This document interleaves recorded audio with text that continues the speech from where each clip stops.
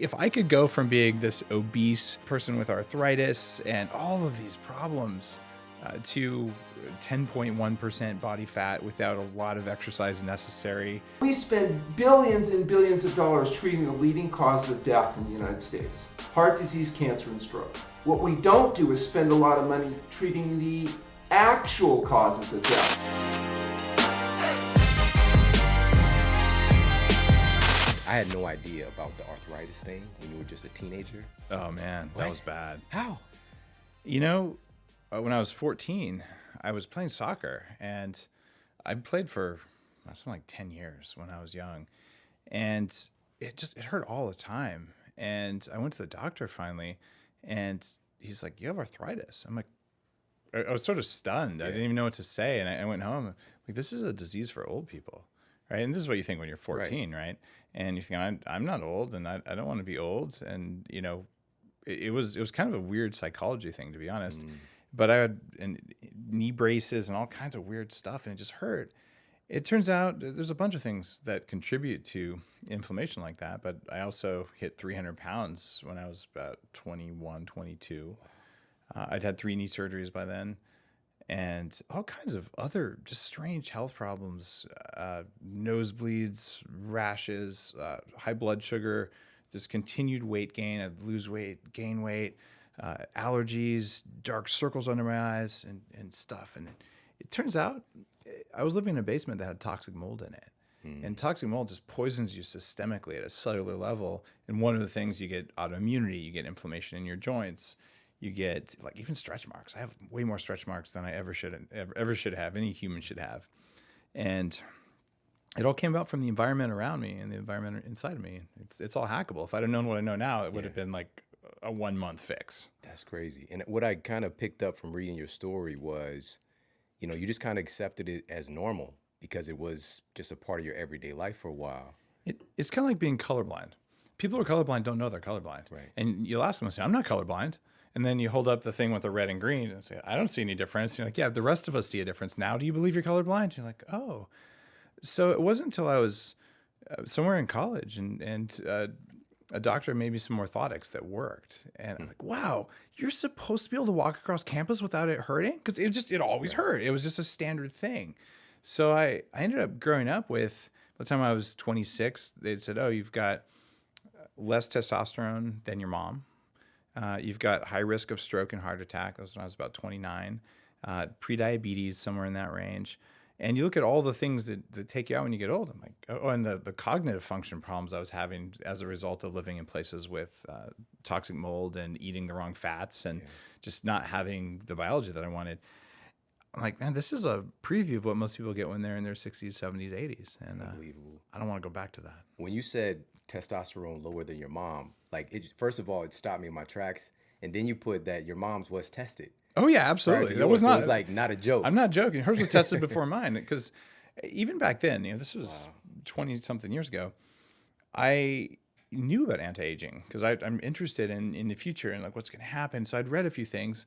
My parents were getting old, and I said, "You know what, guys, I think you should go see this guy." And I was working on hacking my own health. I didn't recognize that I was as sick as I was, or that I was really as old as I was biologically. So I sent my parents in first, and they saw this guy. And when I went to go see him, he's like, "Well, most of my patients don't look like you. They tend to be old." I'm like, "Well, just do this." And he got all my labs. The first doctor I ever met who used Excel. I said, "Here, I put all your labs on the spreadsheet so we can track them next time." And I'm like, mind blown. Now, it's very commonplace, but I was fortunate to find one of the first guys on earth to do that. Yeah. And he said, "Yeah, Dave, your testosterone is lower than your mom's." And I was just like, "Oh my God, that's what's going on." It's one of many things going on, but it was amazing what happened. So if I could go from being this obese person with arthritis and all of these problems to 10.1% body fat without a lot of exercise necessary, with a brain that works like crazy well, and younger at 46 than I was at 36, I feel like everyone else has an unfair advantage over me. Oh, man. And I'm still going to live to 180. Yeah, I love that too, man. Like just the claim that that you're really just attaching yourself to, and you say it repeatedly throughout the book, and I'm just like, it's really inspiring, because most people thanks. don't have the audacity to say something as strong as that. And the thing is also you're putting things in place to make it more probable, right? And so Yeah. first, how did you get from there to being even interested in living this long life? How did you go from like I'm just trying to get well to thinking about longevity? In order to get well, you sort of have to acknowledge that you're sick. And I had a hard time with that because I'm not sick. Look at me. Like, I made $6 million when I was 26. Like I lost when I was 28. That was a bit of a mistake. But you know, Another story. well, like my career is going pretty well. Like I feel like I'm I'm checking the boxes. And I didn't acknowledge to myself, like I have got the accelerator all the way to the floor all the time and I'm slowing down and I can push harder, but there's no room for it to push any harder. And it got a little bit scary. And I said, all right, I got to really start getting on top of my health. It's going to be the most important thing. Every time I get a sinus infection, every time something happens, like I can't show up at work the way I want to show up. And I was at the company that held Google's first servers. When it was two guys in a server, they came in and like, hey, can you handle these for us? Like, yeah, we got that. And so this is during the .com times. The Facebook came in and yeah, we got your servers. Like it was kind of a big deal. And I just was like, I can't bring it some days. I don't know what's going on. So I got to manage my health. But the whole idea, I need to recover. I didn't figure that out till much later in the process. What I did do though is I started seeing doctors, and I write kind of the journey in Superhuman. But I started seeing some different doctors saying, "Hey, can you help me with this one thing that I don't like?" And it wasn't that I'm sick. It's not doing what I want. And what I realized, our bodies know what we want. You woke up in the morning, your joints were stiff, or you had a headache, or you were just foggy or cranky or super hungry. Just like look, I just wanted to show up. Like I wanted to be super, super nice today, or I didn't want muffin top and I got muffin top and I don't know why. And it pisses me off because it wasn't there yesterday. Right? This happens all the time. We all know what this is like. So this is the mindset that I had. But a friend said, hey, Dave, you should hang out at this anti-aging nonprofit group in the Bay Area. It was called Smart Life Forum. Like, that sounds dumb. Was actually my response. How arrogant can you be? And like, what kind of a name is that? And of course, the name Life Hacking didn't exist, right? Yeah. And we ended up changing the name of that group years later to Silicon Valley Health Institute. But I can tell you that I went to my first meeting and I was 28, 29 or something. Everyone else in the room was 60, 70, 80, 90. Like, but these are my people. Yeah. And afterwards, I remember the very first meeting, this guy, Mike, he was about 85 years old. And we stayed out till 11:30 chatting just after the meeting. And he was like, I do this. I'm like, oh my God, these guys are taking smart drugs.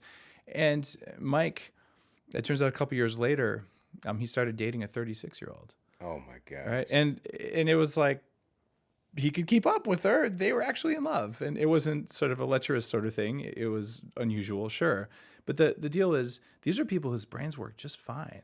And people who are saying, I'm like, screw this aging thing. I got this. And these are original Silicon Valley hackers. That group was started by one of the guys who invented Ethernet. And so this has been out there since 1993. And I just said, all right, I got to do this. And I became inspired. I said, if they can do this, and they started in their 60s, I'm starting in like my 20s and 30s. What am I going to be able to do? And then I got to know the experts in the field. And every month we bring like top people in. That's how I learned even how to do my podcast. You interview a whole bunch of people for 10 years once a month on stage about anti-aging stuff. You learn to do the skills that you have. Like, interviewing people is a skill, and you've mastered the skill. Well, I mastered it on stage with people in a room outside Stanford University. And so after being inspired by these people, I said, look, I know that if I can come back from being old when I was young, maybe I can stay younger for longer. And then the 180 number, man, it pisses some people off. But there's a few quotes that didn't even make it into the book. One of them is, before we invented the car, the top minds at the time said, you know what? If you go faster than 16 miles an hour, it'll pull the oxygen out of the car and you'll be unable to breathe. They absolutely believe this. Okay. And of course, the first car comes along and they're like, pretty sure that didn't happen. It might have been 26 miles an hour, by the way. I could be wrong on the number. 16 seems a little low. But anyway, what they figured out is that wasn't true. And the same thing, yeah, I'm going to fly. Like, no, you're not going to fly. But my favorite quote of all is from the head general in the U.S. Army. And he's talking to Congress in 1940 something. And he says, I speak as an expert on munitions and explosives. That atomic bomb thing will never go off. So look, I'm gonna live to 180, yeah. right? And maybe I'll die trying, right? But if it's not me, it's someone that I know. Like Right. it might be you. It's someone listening to the show right now. And here's the deal: 120 is in the bag because we've already seen it, Yep. right? And these are people who they drink, they smoke, they do whatever. It was accidental, and they probably had good genes, right? There's also a good number of people who are 120 who are actually just taking advantage of their parents' insurance because they're not really 120. They're just really old. So it turns out a substantial number of people who claim to be really old aren't as old as they say they are. But we know we can do it. Yeah. It's been done. Right. So now let's see. Given that I've interviewed for Superhuman and for my show, just dozens and dozens of the people cracking the code of aging. The top people on earth, Nobel Prize winners. And you know what? We know more than we ever have. You and me can right now pick up our phone and go to Google and access more knowledge, more research, more information than a king or a president 30 years ago. I mean, it's unfathomable. Do you remember microfiche? A little bit, yeah. Okay. So I'm dating myself here. I'm 46. I'm not 96, right? When I was starting college, I had one of the first search engine accounts, but no one else in my class knew what the internet was. Was this like 90? It was like 94. 94. 94, 95. So to go do research for a paper, you'd go to the library and you get these little transparent plastic card things, Yeah, and they're like photocopied and to super small, almost like a microscope, and you put on these little readers and you sit there and turn a little knob to read things. And it was so crazy. And then what I'd do is I'd go home and I would use this website called Alta Vista, one of the first search engines. And I was making these papers. And my professor's like, "Oh my God, this is the best research ever. Like, I love this paper." And I'm sort of laughing, going, like, it's because I can search better than you. Man. And I look at where we are now. I couldn't write Superhuman. It would have taken me 10 years to write this book 10 years ago. Yeah, but now at the least. the information's all there. Yeah. So the speed of progress is happening. And given that I know the people doing the work who've been at it for decades, I'll be damned if we can't do 50% better over the next 100 years of my life.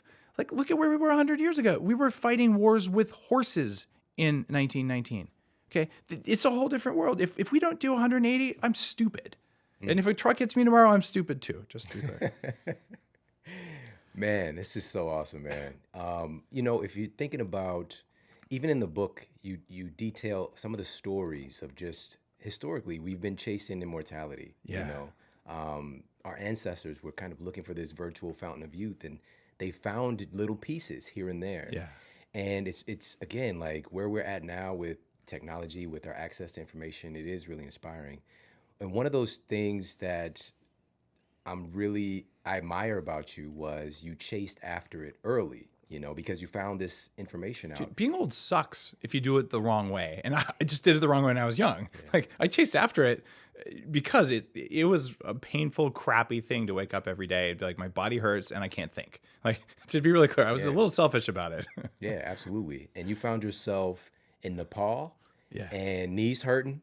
You were traversing, I think you were coming down altitude first. From the Annapurna circuit in one day to make a flight. And when was this? How old were you around Let's see. This would have been 2004. Okay. So whatever, 30-ish, 32 maybe. So I descended 7,500 vertical feet in one day. And that's more than a mile. And it's just basically coming on passes. I was using trekking poles, but by the end of the day, I was like, my knees really hurt. And the next day I woke up, I couldn't walk across the street to get breakfast. With the poles? With the poles. I mean, I was truly disabled. And I was like, man, I got 1 or 2 days to resupply. And then I'm getting on a bus for 5 days to go from Kathmandu to Lhasa. And then I'm going to somehow make my way across to the other side of Tibet, and I'm going to walk around this mountain. There's the holiest mountain in the world. And I didn't have it planned very well. It was sort of just let things happen the way they're going to. But I was thinking, I don't think I could walk 100 yards. So I said, let's see how fast I could recover while I'm at super high altitude driving over passes in the Himalayas. It was a challenge. So I think you already had some education about collagen, and so you were looking for a little dose. Well, I knew that I knew about collagen, and I knew that you really can't buy collagen, and so I said, all right, what can I do? I went to this little restaurant. I say little restaurant. There's a town. It's got 4 buildings, and you all sleep in this big shared room. The beds are like 5 feet long. I'm 6'4", so I'm hanging off the end of the bed, and there's one restaurant. and I go in there, and the menu's in Chinese. And so I asked the Chinese guy who was on the bus with me, and he said, read the menu. And he said, pig's ears. And I'm like, oh, man, that's the only thing on here that's full of collagen. I was hoping there'd be like pig's feet, which are equally gross, actually. But you need something that's all gristly and nasty. And so I've never eaten pig's ears. And they're ice cold. It just steamed pig's ears, just a huge bowl. It had to be like a dozen or so pig's ears. I'm like, this is nasty. Like chicken's feet would have been better. So I was like, what'd I do? I ordered soup, and I would like dip the thing in the soup. And then I try to warm it up a yeah, and then just rubbery nastiness. But I was like, I need building blocks. My body's not healing because I've got nothing to make it out of. And I was traveling with handfuls of supplements. These weren't the collagen sort of things. The next day, I could walk again. I mean, it was transformative, and I started healing, and I ended up getting to the point where I was fully healed, and I could walk 26 miles at up to 18,000 feet elevation around the mountain 10 days later. But it was that thing. I came back on that mountain is when I had yak butter tea that turned my brain back on, and it was collagen that turned my knees back on. And I came back and said, I got to do this. And it's kind of funny. Bulletproof put collagen on the map. Like the reason it's a supplement that's cool and for high performers instead of, your mom's Jell-O, which was the only place you'd ever get collagen before. It's because of that trip. Wow. Awesome, man. So awesome. So, and just shout out first of all, you couldn't even walk with the walking sticks. Shout out to people who just walk down the street with walking sticks. Oh yeah. I love that. I'm just like, I thought it was kind of weird, like it's LA 90 degrees and they're just out there trekking down the sidewalk, but it's a thing. Have you ever used them? I have not, no. All right, there's an actual skill. I used to do a lot of backpacking before I had kids. When you have kids, you stop doing like yoga and backpacking and stuff like that because they tend to take a lot of time. So you might do a little bit, but not like you did. So you're going to do long distance, like John Muir Trail or something.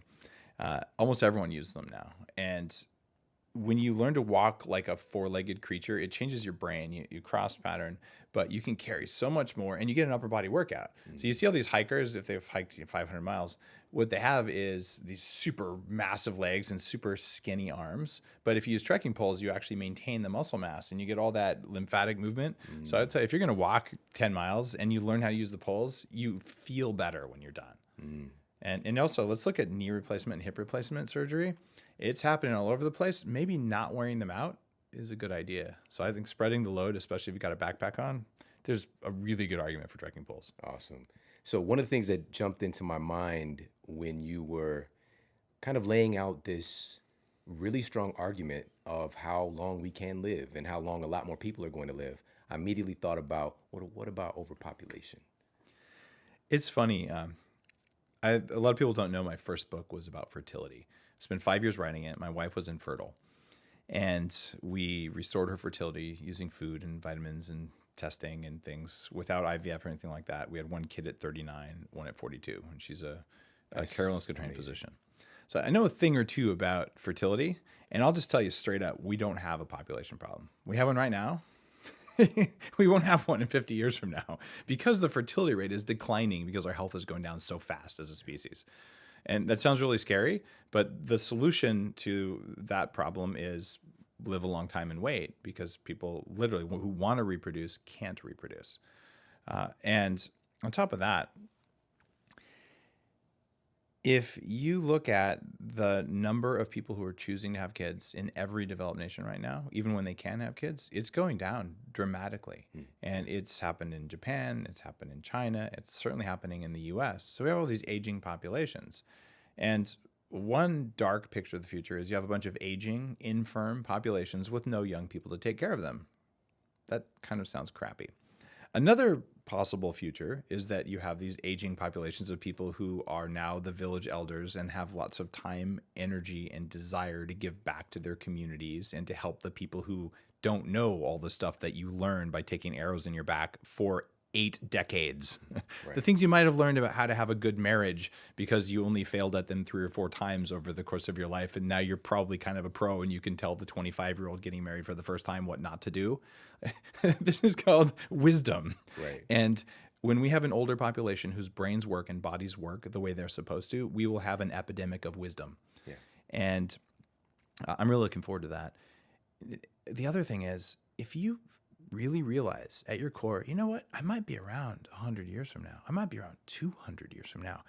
Maybe I shouldn't poop in my own sandbox. right? You're going to have to take care of the world you live in better. You're going to have to take a long-term view because guess what? You're a long-term animal now, right? So you stop using single use when you can, or you recycle when you do, and you make better decisions, right? And I believe that if we think, look, life is short, mean, brutal, then you spend 20 years hooked up to tubes and monitors while the medical industrial system drains your bank account. If that's your picture of the world, you're going to act like an asshole, right? And if your picture of the world is that I'm going to be old and wise and fully able to move under my own power, and I'm going to know so much cool stuff, and I'm going to be able to help so many people, and it's going to be awesome, and I'm going to meet my great grandkids and actually be friends with them, you're going to behave differently. And it's the change in behavior that matters. And to change your behavior, you have to change how you see the future. Wow, facts. Absolutely. Well, I want to get into science now. All right. And you really, again, lay out a really great case that the foundation for longevity begins with our mitochondria. Yeah. It turns out in Superhuman, I go really deep, but I wrote a whole book about mitochondria that it hit the New York Times Science bestseller list, which is, for me as an author, I didn't think I'd ever do that. It was sandwiched between Homo Deus and Sapiens. So the little headstrong was in there. I was like, okay, that's the coolest thing ever. And that was my big focus on mitochondria in the brain.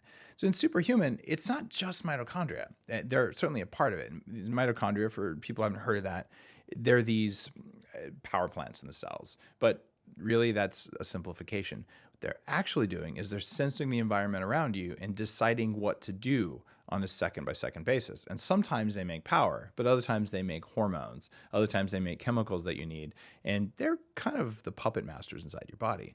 But they're inside your cells. They're ancient bacteria that became a part of us. And the other things inside the cells are equally important. So aging starts at the cell.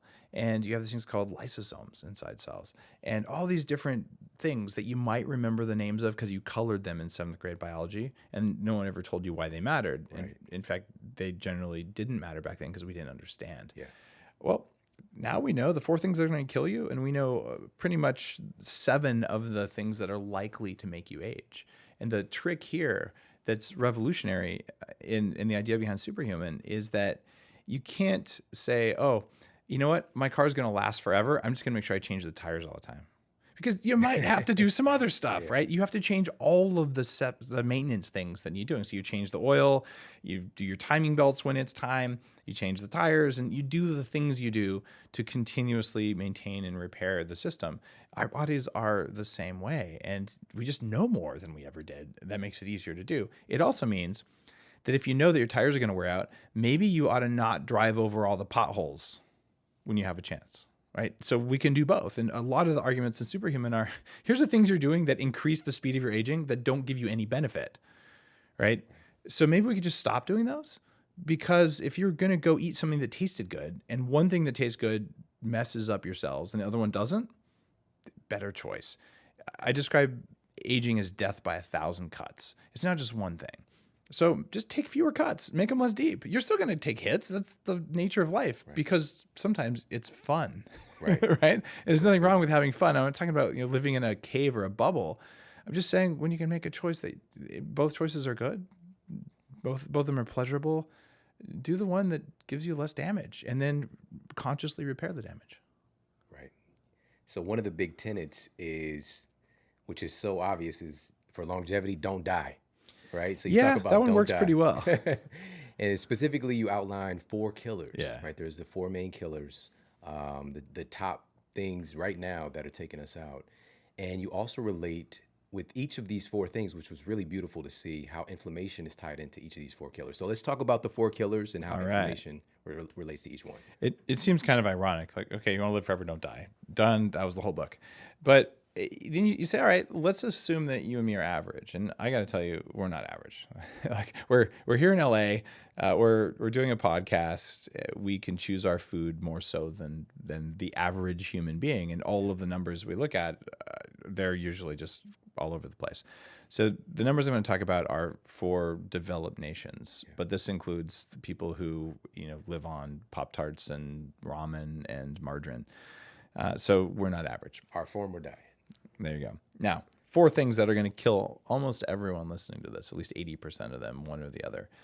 One of them is cancer. And the rate of cancer is up dramatically. Something like 40% of people get it in their lifetime. The good news is that you die half as half as often from cancer as we used to. We actually can cure cancer better than we could, although we're still far from curing it. And a lot of times the cure is pretty brutal, to be honest. But our survival rates are up because our early detection rates are better. But maybe not getting cancer is the right strategy here. That's the one that I'm pursuing. And also detecting early if you get it, because it's relatively easy to get rid of cancer. In fact, you and me, we have cancer right now, unquestionably. There are precancerous cells circulating in our bodies, and our natural killer cells are going through and knocking those things out. Like, it's just how the body works. So there's nothing to worry about there. But if you were to do a few things in your lifestyle, or maybe some of the more extreme things in here around cancer, you're saying, all right, I just reduced my chances.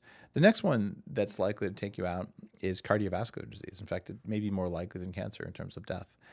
And cardiovascular disease is stroke and heart attack, and it's rampant. It turns out we know more about that than ever before. And one of the things I call out here is that we like to say, oh, you ate some cholesterol, you're bad, there was an egg yolk. Look, 2 studies now have looked at the very specific type of fat that's building up in your arteries. Newsflash, they didn't come from your food. They came from the bacteria in your gut. They are fats made by bacteria. All of this vegan nonsense about, oh, you can't eat fat, animal products cause cardiovascular disease, BS. Now, eating an animal that ate antibiotics and corn and soy that then modified your gut bacteria to make them turn against you so that they made the things that are okay. Now we're talking. So in terms of vegan nonsense, don't eat industrial animals fed antibiotics ever. They will shorten your life, and it's stupid, and it's bad for the animals, it's bad for the planet, and it's evil.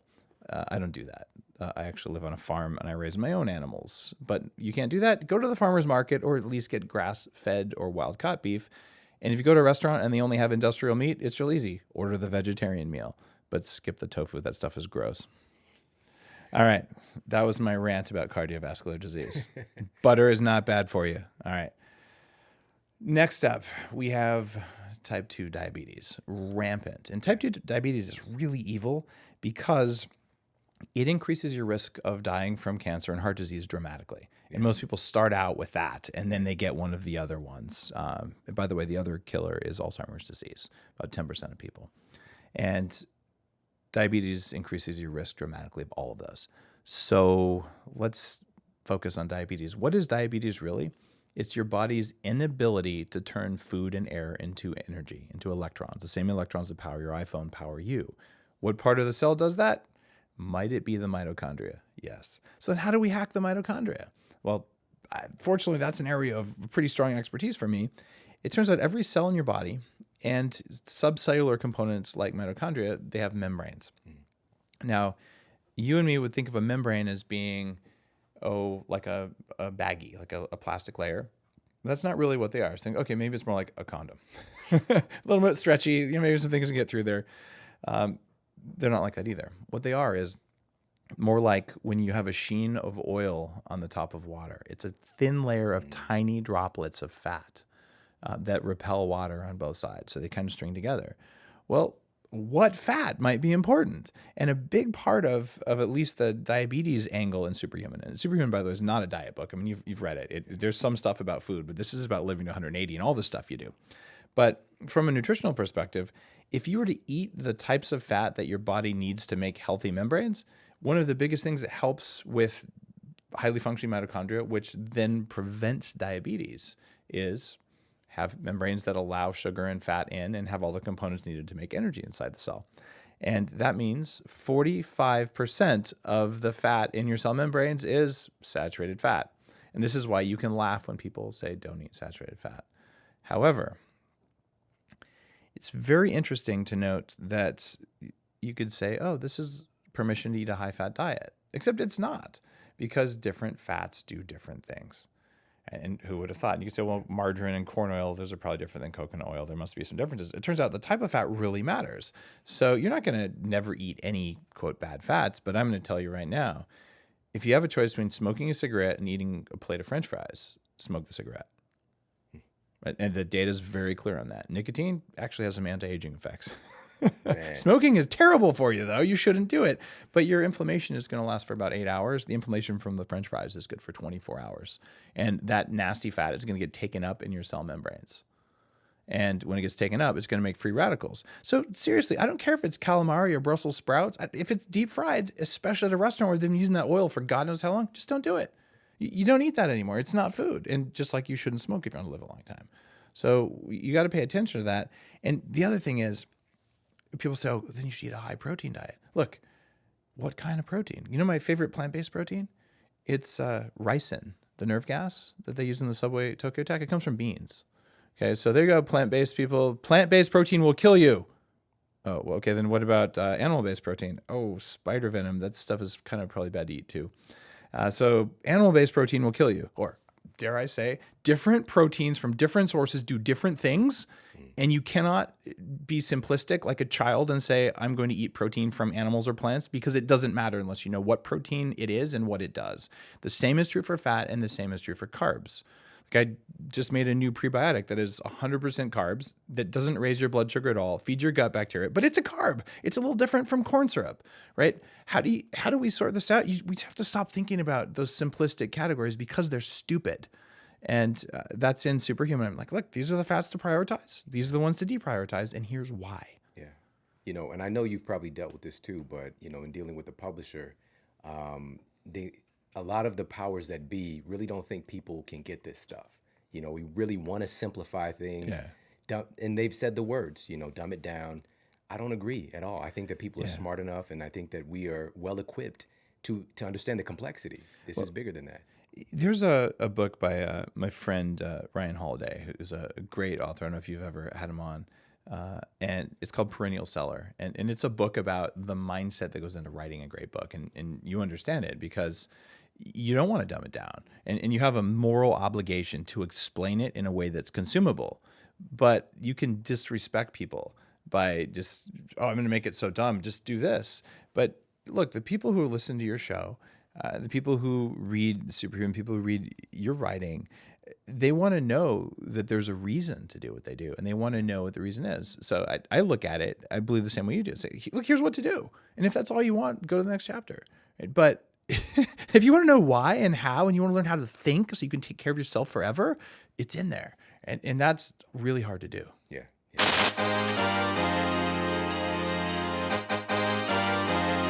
I was also inspired by my uncle, who was a physician. And he said that, I remember I was about 16 and I decided I was going to pursue this kind of career. And he said, no, absolutely not. Nobody in this family goes to these alternative type doctors, and nobody certainly becomes one of these alternative doctors. And he said, it would be better if I became a communist spy.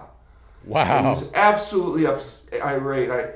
I remember him screaming and yelling. I thought I was going to witness my first stroke right then and there. But anyway, he left, and my dad, who was a pretty serious guy, took me aside. He said, son, I don't know about this alternative medicine business, he says, but anything that makes him that angry and mad, well, it can't be bad, so you stick to your guns. Oh. And he encouraged me, and and I went to chiropractic college in Oregon and then osteopathic college in Australia, and I got a chance to do some work with a guy named Alec Burton, who had decades of experience using medically supervised water-only fasting and helping people get well. And it blew my mind because I watched these people coming in with conditions that I was trained, nothing you can do except give them drugs, they'll be sick forever, that's just how it is, high blood pressure, diabetes, autoimmune diseases, lymphoma, and they got well.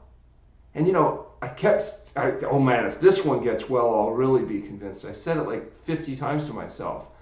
And so as I started seeing people get well, I realized that things were a little different than I had been trained and that I had believed. And that the difference seemed to be the people willing to do really dangerous and radical things like, eat well and exercise and go to bed on time and use fasting were actually able to heal themselves from these conditions. They got off their blood pressure meds, they got off their diabetes meds, their blood sugar and blood pressure normalized. I remember calling my uncle and saying, Uncle, I'm seeing these patients with blood pressure consistently getting well. He says, no, they're not. I said, I'm taking their blood pressures. They're getting well. He says, you don't know how to take blood pressures. I said, no, I know how to take blood pressures. And so when I came back to the United States after training in Australia, my wife, Dr. Morano, and I decided we were going to do this. And so we opened up True North Health Center. This was 1986. And since then, we've had over 20,000 people undergo fasting here. We've had a chance to see a wide variety of conditions get well. And We're publishing those results in peer-reviewed journals, so we're able to demonstrate that fasting can be done safely, it can be efficacious, as long as a reasonable protocol is followed and you do it with the appropriate patients. That's powerful. Your family sounds like it would be a wonderful sitcom, by the way. But you stated something in your work. You stated that, and this can seem a little unusual, you stated that essentially when you go to see a conventional physician, they often don't expect you to get better. And that's kind of what you were alluding to. Well, not only that, they guarantee you, if you go into a conventional doctor, say with high blood pressure, they will say, number one, you will need to take these medications. It might be 1, 2, 3, 4, 5 different medications, depending on how many drugs it takes to bring your pressure down. And they will guarantee you, if you do exactly what you're told, you'll never get well. They'll tell you, you'll be on these drugs, not for a week, not for a month, but for the rest of your life. Because they know these drugs will not get you healthy, but they will try to bring your pressure down and reduce your risk of stroke. It never even dawns on them about getting well. It's not part of the paradigm. At the True North Health Center, we are a residency training site. And so, for example, students will come in as part of their training. They spend a month rotation at the clinic. And the most common comment from the medical interns is, wow, I've never seen somebody with blood pressure get well before. Or I've never seen somebody with diabetes get well before. This is the first, because it's not part of the paradigm. The paradigm is you manage these symptoms with drugs, you pay the price, the chronic cough, fatigue, the impotence, the premature death, and that's just accepted as a consequence because nobody gets well. This is an alternative approach. This is considered very radical, and radical comes from the word radicus, or root or cause, because you're dealing with the root or cause, the reason why people got high blood pressure. And it's largely because of what people put in their mouth. So when you change the cause, you get rid of the problem. Now, granted, there's a downside. You have to keep eating a healthy diet, and you have to keep exercising, you have to keep getting enough sleep, you have to avoid the things that cause the problem. But that's more than what most people want to take on. Most people want to keep doing the things that cause their problem, but take a pill, potion, or powder, and then pretend like that's going to get them healthier. Right. These are all things that you just listed. These are things that our genes expect us to do. You know, our DNA expects us to provide these environmental inputs. And what you're just sharing is that a lot of these drugs, they're not really treating the underlying condition. They're treating the consequences of not doing those things. Is that right? Right. It's like we spend billions and billions of dollars treating the leading causes of death in the United States: heart disease, cancer, and stroke. What we don't do is spend a lot of money treating the actual causes of death, the reason people get heart disease, cancer, and stroke. We give them a greasy, fatty, processed food diet. They get obese. They develop metabolic syndrome. Then they are at increased risk of dying from heart disease, cancer, stroke, and even infectious diseases like COVID-19. If you look today, like who's vulnerable to dying from infectious diseases, one of the major risk factors is metabolic syndrome, increased blood pressure, blood sugar levels, blood lipid levels, etc. So the idea being that the same diet that makes you vulnerable to dying from heart disease is the same diet that makes you vulnerable from dying from some forms of cancer and autoimmune diseases and even infectious disease. It's so true. So unless we're prepared to make those dietary and lifestyle changes, get rid of the drinking of the alcohol, the use of the tobacco, and the use of the chemicals that are added to food that make us fat, sick, and miserable, the salt, the sugar, the oil, then we're not going to be able to get rid of the actual causes of disease, and we'll be stuck treating the leading causes of death. Yeah, it's unbelievable. From my knowledge, I'm the first person that I'm aware of to really just go and actually stay on top of the CDC site, because it's right there on the site itself. The most updated data, and this is just from a couple weeks ago, found that 94% of the folks who lost their lives in association with COVID-19 had an average of 3.8, and we'll put the link for everybody in the show notes, 3.8 pre-existing chronic diseases and or comorbidities. It's insane. It's just, how are we even walking around so sick in the first place? Wow. Yeah, it's very frustrating because the paradigm is off, and so that means behavioral changes are difficult to induce. You know, people aren't thinking about getting well, they're thinking about how do you get your symptoms to go away. And even with weight loss, you know, most programs fail miserably at reducing all-cause mortality. Even procedures like surgical procedures, gastric bypass, where they may be able to average a 50-pound weight reduction. It still doesn't reduce all-cause mortality substantially, because you're still not dealing with the reason why people are overweight and developing the diseases of dietary excess. They used to call those the diseases of kings, because it was only the wealthy elite kings that could develop the cardiac artery disease and the diabetes or the gout. These were conditions that were rare. Now they're ubiquitous, because even people of limited means in modern society are eating highly processed foods that in the past would have only been available to the wealthy elite. Yeah, we're all royalty now, in a sense, and maybe the joker, maybe the jester.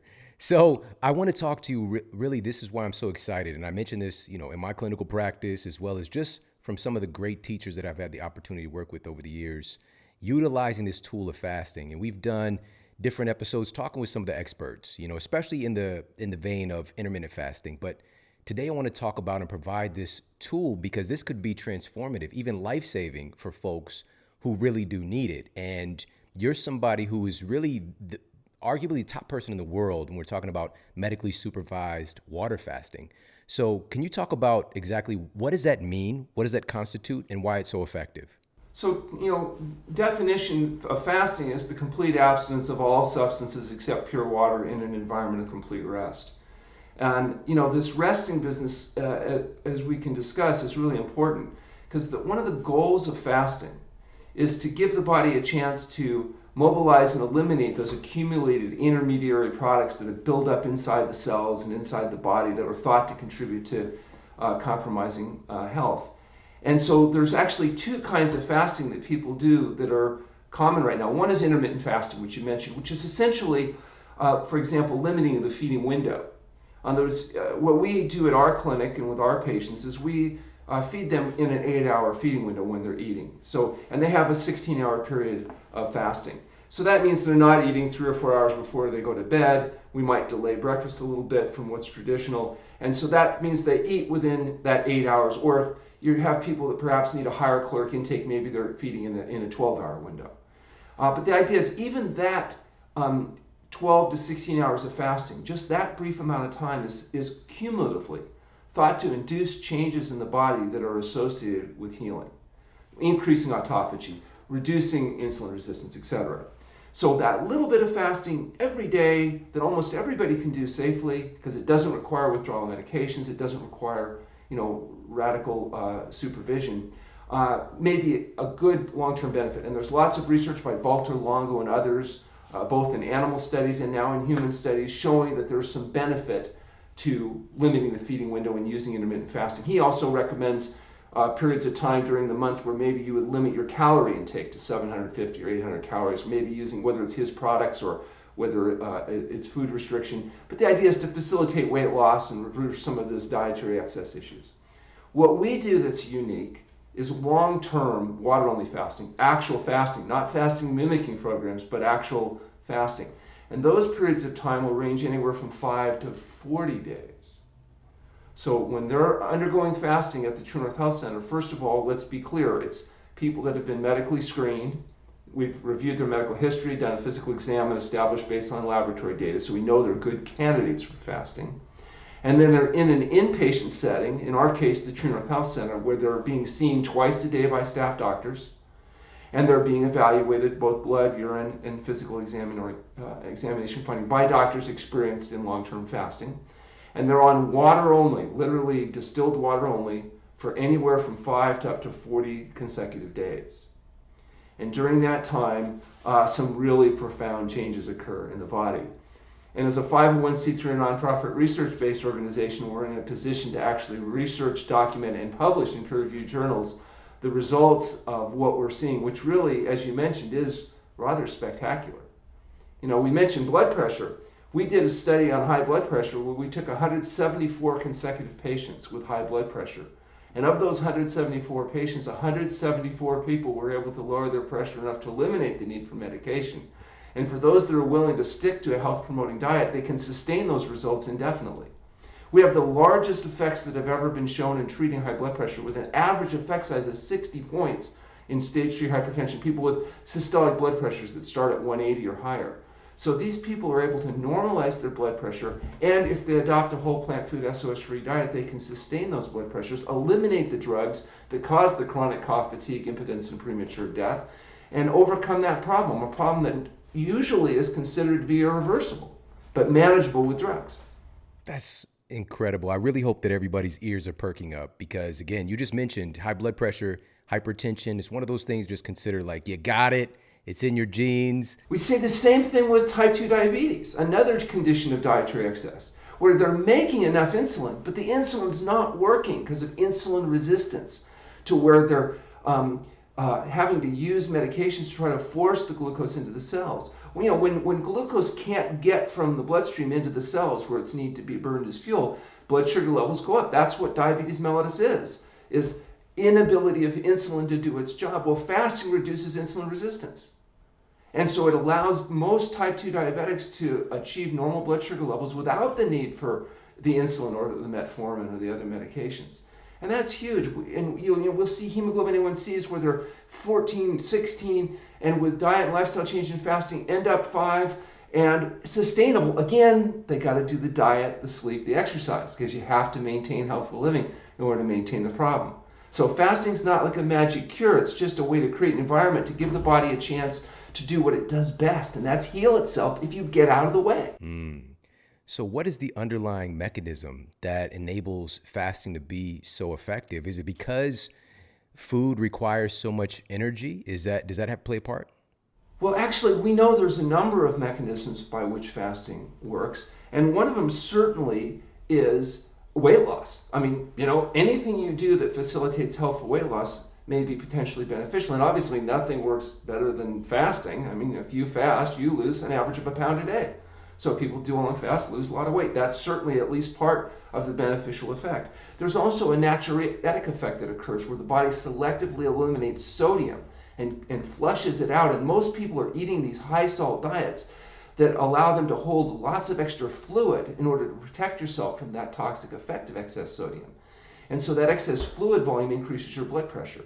And so when you natriuresis or diurese, what happens is the body gets rid of the excess fluid, the blood volume goes down, the blood pressure starts to drop, the non-healing wounds start to heal, the congestive heart failure starts to reverse. And we also see primary detoxification in fasting. That was kind of the traditional justification for fasting. This idea that the body had toxins in it. And in fact, we know now if you take a fat biopsy of just about anybody in society, you'll find hundreds of different chemicals.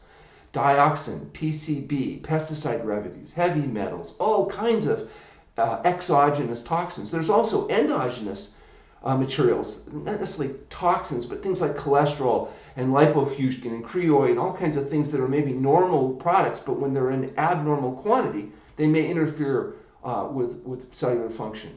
And the body in fasting rapidly mobilizes and eliminates these toxins. In fact, some people argue it does it so rapidly it might be dangerous unless you take their proprietary products. Then, of course, I guess it's perfectly safe.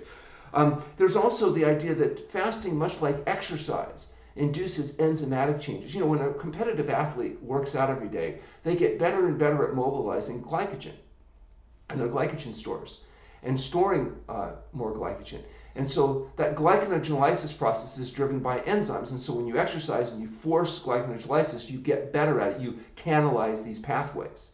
Well, fasting does the same thing. When you go on a fast, you canalize glycogen mobilization, and after 48 hours, you've used up your glycogen. Then you canalize lipolysis, fat-mobilizing enzyme pathways, and gluconeogenesis, protein-mobilizing pathways. And when you induce these pathways, it turns out that persists.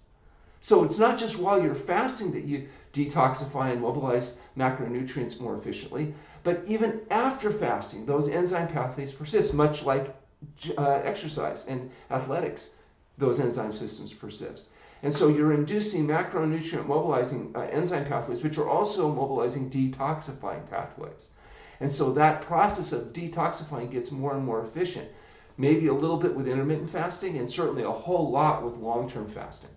And so the idea is that the body not just gets rid of the fat, but also a lot of the materials that are stored in that fat, lowering the total body load.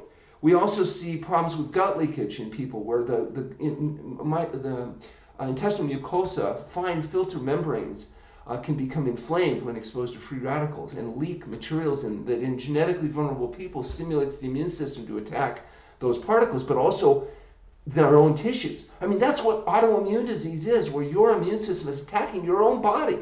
So ulcerative colitis, where your immune system is actually responsible for the inflammation in your colon. And one of the theories is that gut leakage, the constant exposure to these aberrant proteins or bacteria, etc., can lead to this autoimmune response. Well, fasting allows the inflammatory process to profoundly reduce. We know that because if you look at acute phase reactive proteins or other measures of inflammation in the body, it progressively comes down in fasting. We're showing that in the research that we're doing right now. And we see it clinically because these issues heal up. The joint pain goes down. You're getting them off the prednisone, off the methotrexate, out of pain. And then if you feed a whole plant food SOS-free diet, you can actually sustain those results. And so we know that this process of healing the gut leakage appears in fasting. Some of the metabolic products that show up that are aberrant in the urine go away after fasting, which is a sign that micro mesh membrane in the intestinal mucosa is actually healing. And of course, you got to get rid of the free radicals that caused it to get. That's why you can't drink, because drinking alcohol bathes the body in free radicals. That's why you get cirrhosis of the liver, which is essentially scar tissue, including from wine, even if it's organic. Alcohol itself is a nasty, toxic substance that, from our viewpoint, needs to be eliminated. Same thing with heated fats, particularly heated animal fats at high temperature. Lots of free radicals. The best example is actually smoking. You know, think about people that smoke. They get smoker's face. They get that premature aging. That's wrinkles are cross-linked collagen tissues that come from the free radicals from bathing the body with smoking. So you first get rid of the free radicals, but then you've got to heal up the gut. And one way to heal up the gut is to do, well, nothing. Fasting. It does it on its own. It does it automatically, and it does it more efficiently, we found, than it does with the pills, potions, and powders and all the stuff that everybody's trying to sell everybody. This is a very ancient practice that gives the body a chance to very rapidly both detoxify, normalize some of these factors. There's even, think about psychospiritual issues. Almost every religion, the Jews, the Jains, the Hindus, the Muslims, the Christians, everybody, they might kill each other in the street over disagreements, but they have one thing they all agree on, and that's that fasting is a very important process, both for mental and psychological and spiritual purposes. Fasting changes the way people feel about themselves and the world around them. It happens automatically. You can't help it. And so that may be why all these major religions have respect for fasting. And all we've done is take this ancient practice and begin to investigate it scientifically to understand how it is it has such a profound effect on people. Fasting stimulates the immune systems, a process called autophagy. And in fact, in 2016, the Nobel Prize for Medicine was given to a gentleman from Japan that did some fabulous research showing how autophagy is how the body kills cancer cells and reverses these toxicity issues. And fasting accentuates this process of autophagy. And I think one of the biggest things with fasting that we've identified is changes in taste adaptation. We did a study where we detected minimum threshold to salt, to sugar, and we showed that after fasting, the actual taste perceptions change in people to where the foods they used to crave, aren't even that appealing anymore. It's too salty, it's too sweet. They don't need that artificial stimulation that comes from the chemicals that we're adding to food. And the hedonic response, the liking of various types of food, changes with fasting. So now people will like the taste of fresh fruit and vegetables that maybe they didn't like before, but now post-fasting they find actually they're very enjoyable. The same process happens over time with careful feeding. If you eat well for a month, you neuroadapt to a low-salt diet. But to get people to eat well for a month is hard when the food is tasteless, disgusting, swill to them because they're addicted to the pleasure trap. So helping escape the pleasure trap may be one of the most powerful tools of fasting, because it gives the body a chance to, it's like taking a computer that's got a corrupted hard drive and you reboot it, and now all of a sudden, you don't know why, but it works well. It's working again. And we find the same thing is true with fasting, and we're trying to figure out the why with the research we're doing at True North Health. I love this. I haven't shared this with you, but what you're describing is exactly what happened to me. I didn't eat a salad in my entire life until I was 25 years old. This is the first time I ate a salad. I have no idea how I made it that far, but already I'd made some changes. I was eating less processed food, all this kind of stuff. But just my ability, my palate. I remember a couple months prior, my mother-in-law, who's just one of my greatest teachers, she made this wonderful salad, and she made this dressing from scratch. It's called, we call it Asante Sana dressing, which means thank you in Swahili. But it was like made of from almond butter. It's just wonderful. And I took a bite and I immediately went to the trash can because I was like heaving, you know? And I implemented a fast. It was a couple of weeks. And I went to get a salad. It was the first meal after, which we're going to talk about progressing back to eating food again. Yeah, very important. And I went and I sat down at Whole Foods and had a salad by myself off in a corner somewhere. And I took the first bite. And I was scared. I was just like, definitely going to throw up. And I took a bite and my brain was like, this is so good. And I was still scared. I took the next bite. I was like, nah, it's just a fluke. I took the next bite. It's like, this is so good. I ate that salad and I walked out of there and somebody's walking by and I was just like, I just ate a salad. And they looked at me like I was from another planet, like, okay, you know? So literally, and I just today I was looking at some of this data from University of Buffalo, and they're trying to kind of pinpoint what's making this palate change take place. And it's apparently there's our bodies are so amazing, but one of those things is a change in the proteins that we are producing in combination, in correlation with the foods that we're eating. It's just changing the association our body has with these things. So powerful. You also have, think about the effect on the microbiome. You have 5 pounds of bacteria living in your intestinal tract right now. And those creatures are living creatures that are eating and drinking and actually defecating inside you right now. You have 5 pounds, a trillion creatures pooing in your intestinal tract right now. And what they poo in you could be really nasty toxic waste like TMA, which becomes trimethylamine oxidase, and maybe why meat eaters get so much more colon cancer and die from heart disease at a faster rate than plant-based eaters do. Because meat eaters have a different microflora than plant eaters do, and so they have different poo. What your bacteria poo inside you depends on what you feed them. If you feed them meat, you get a certain byproduct. If you feed them soluble fibers, you get a completely different, you get vitamin K in fertilizer. So one of the goals we do is to try to feed people in a way that promotes a healthy microbiome. And that means not taking antibiotics and doing things that kind of wipe out the flora, and then feeding them to create an environment in the intestinal tract that favors healthy bacteria. And that's one of the things fasting does. It provides a profound rebooting of this microbiome. In fact, we've done a study with Washington University that where we looked at stool before and after fasting on follow-up, and they're analyzing that data right now.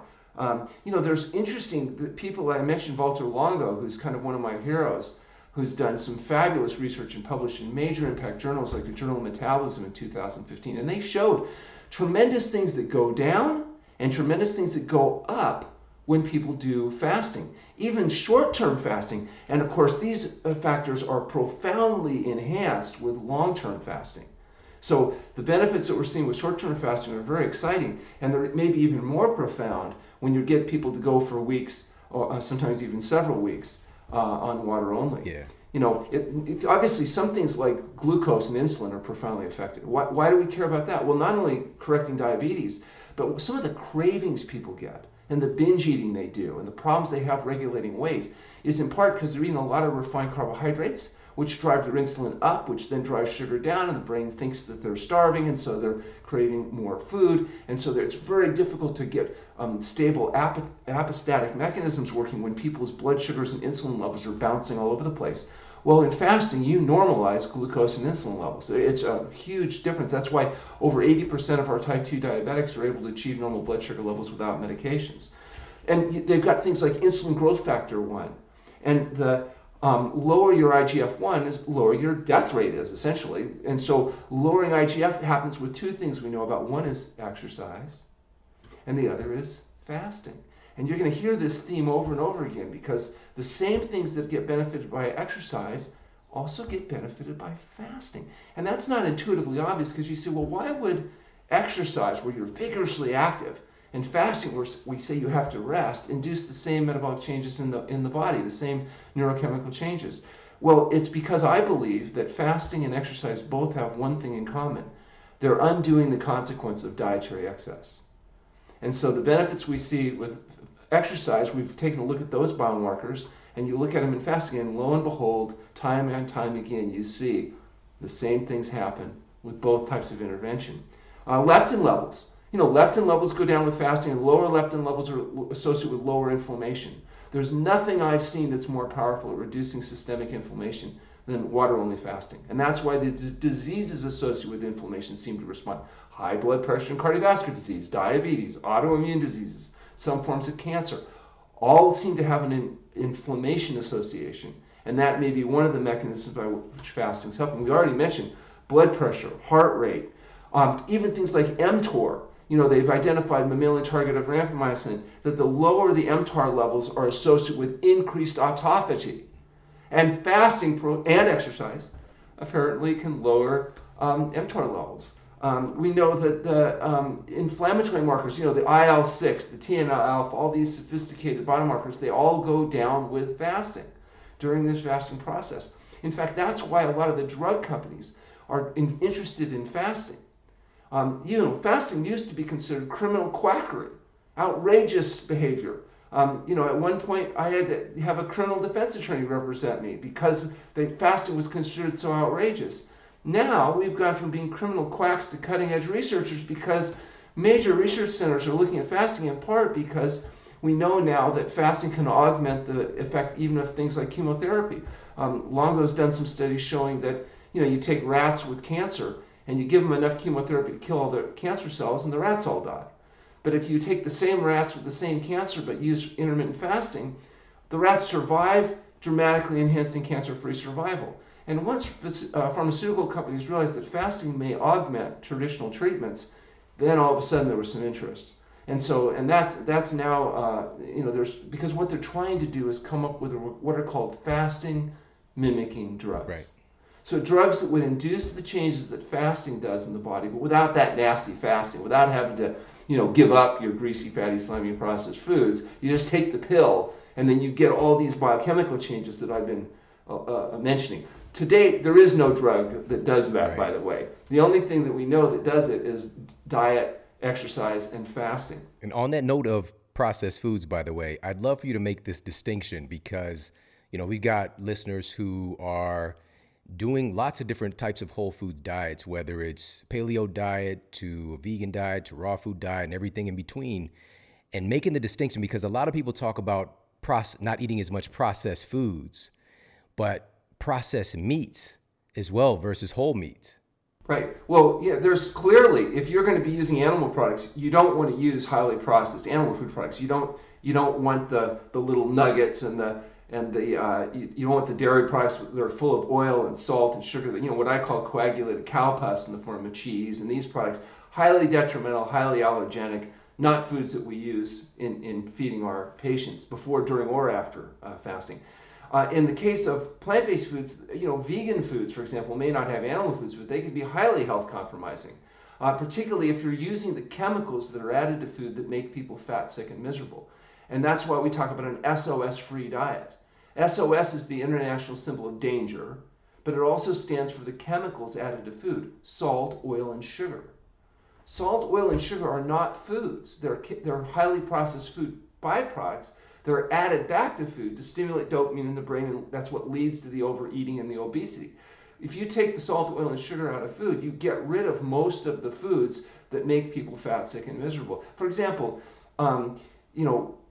people say, well, oil, okay, at 9 calories per gram, highly concentrated. When it's fractionated oil, even olive oil or oils that are somewhat less bad than other oils, they're still lend themselves to dietary excess in terms of obesity. Like McDougall says, the fat you eat's the fat you wear. If you do a fat biopsy, you can actually tell what kind of fat people have been eating just by how it's stored. So, and that's pretty well accepted that lower fat diets may have some benefits in terms of reversing coronary artery disease. Orange has published a bunch of data that's very interesting there. The sugar, most people on both sides of the dietary arguments, whether it be plant-based or animal-based, agree sugar and refined carbohydrates create a lot of problems. You shouldn't be doing a lot of that. Contributes everything from tooth decay to obesity to immune suppression, changes in microbiome, etc. The one thing that we get a lot of flack about is actually salt, because people realize sodium is an essential nutrient without which you die. And it turns out, just like you get all the fat you need from whole plant foods, you also get all the sugar or carbohydrates you'd need from whole plant foods. You also get all the salt you need. And adding salt to the diet also contributes to obesity and problems. And you say, well, how could that be? Salt has no calories. It's a mineral. Why would eating a lot of salt contribute to obesity? And it's because salt stimulates what's called passive overeating. So when people, if you just eat your full to reach satiety, say of rice, you'd eat a certain amount of brown rice and then you'd feel full, or potatoes, or whatever it is. But if you take that same person, everything else being equal, salt that up a lot, you'll eat more before you feel satisfied. And people say, well, yeah, because it tastes better. You salt it up, it tastes better, you eat more. And that's exactly right. It tastes better. What tasting better means is more dopamine stimulation in the brain. And so, but more isn't necessarily better when it comes to the drug-like effect of these chemicals on food. And that's why people will eat more of the foods than they should be eating or would be eating in a natural setting, because they've taken basically a highly concentrated substance that used to be so rare they used it as money. It was a precious commodity until we learned how to process foods. And so the bottom line is, salt, oil, and sugar, when they're added to food, result in systematic overeating. They result in obesity. They alter the gut microbiome. They suppress the immune system. And if you eliminate those, you get rid of a lot of the problems that we have today with dietary excess. So that powerful. is essentially the issue. And it's true whether you're using animal food or not using animal food. If you're eating highly processed plant foods or highly processed animal foods, you're going to be struggling with obesity and diseases of excess.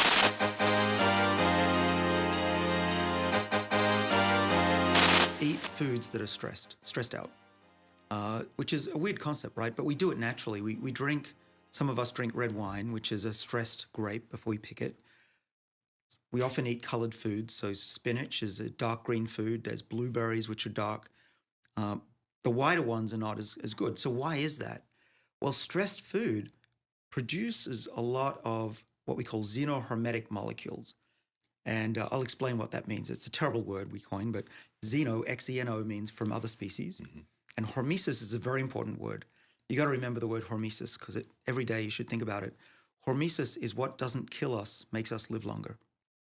And it's a term that means you've got to get your body out of its complacency. You've got to trigger those defenses, those longevity genes. So xenohermesis is you don't have to only run and eat well at the right times, but you can also get these molecules from the right animals and plants, but particularly plants that are stressed. Because when plants are stressed, they're making these molecules of health for their own benefit, right? They're trying to survive. They're turning on their longevity genes. We forget plants have longevity genes too. So a stressed plant will make these colored molecules to protect from UV and dehydration.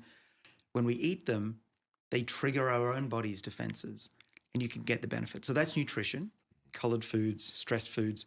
Organic is stressed, right? You don't want the perfect lettuce that's been not put any stress. And we need to do more of that. We need to let our plants stress a little bit before we eat them. And then nutrition. There's a lot of nutrition. Now, there's a debate every week about what's good. What I do is on the part 3 of the book, I list it out. So I truly believe that we've got to mix it up, right? The secret is not so much what we eat, but when we eat. And also what we eat should have variety. So I don't say only eat meat. I don't say only eat carbohydrate.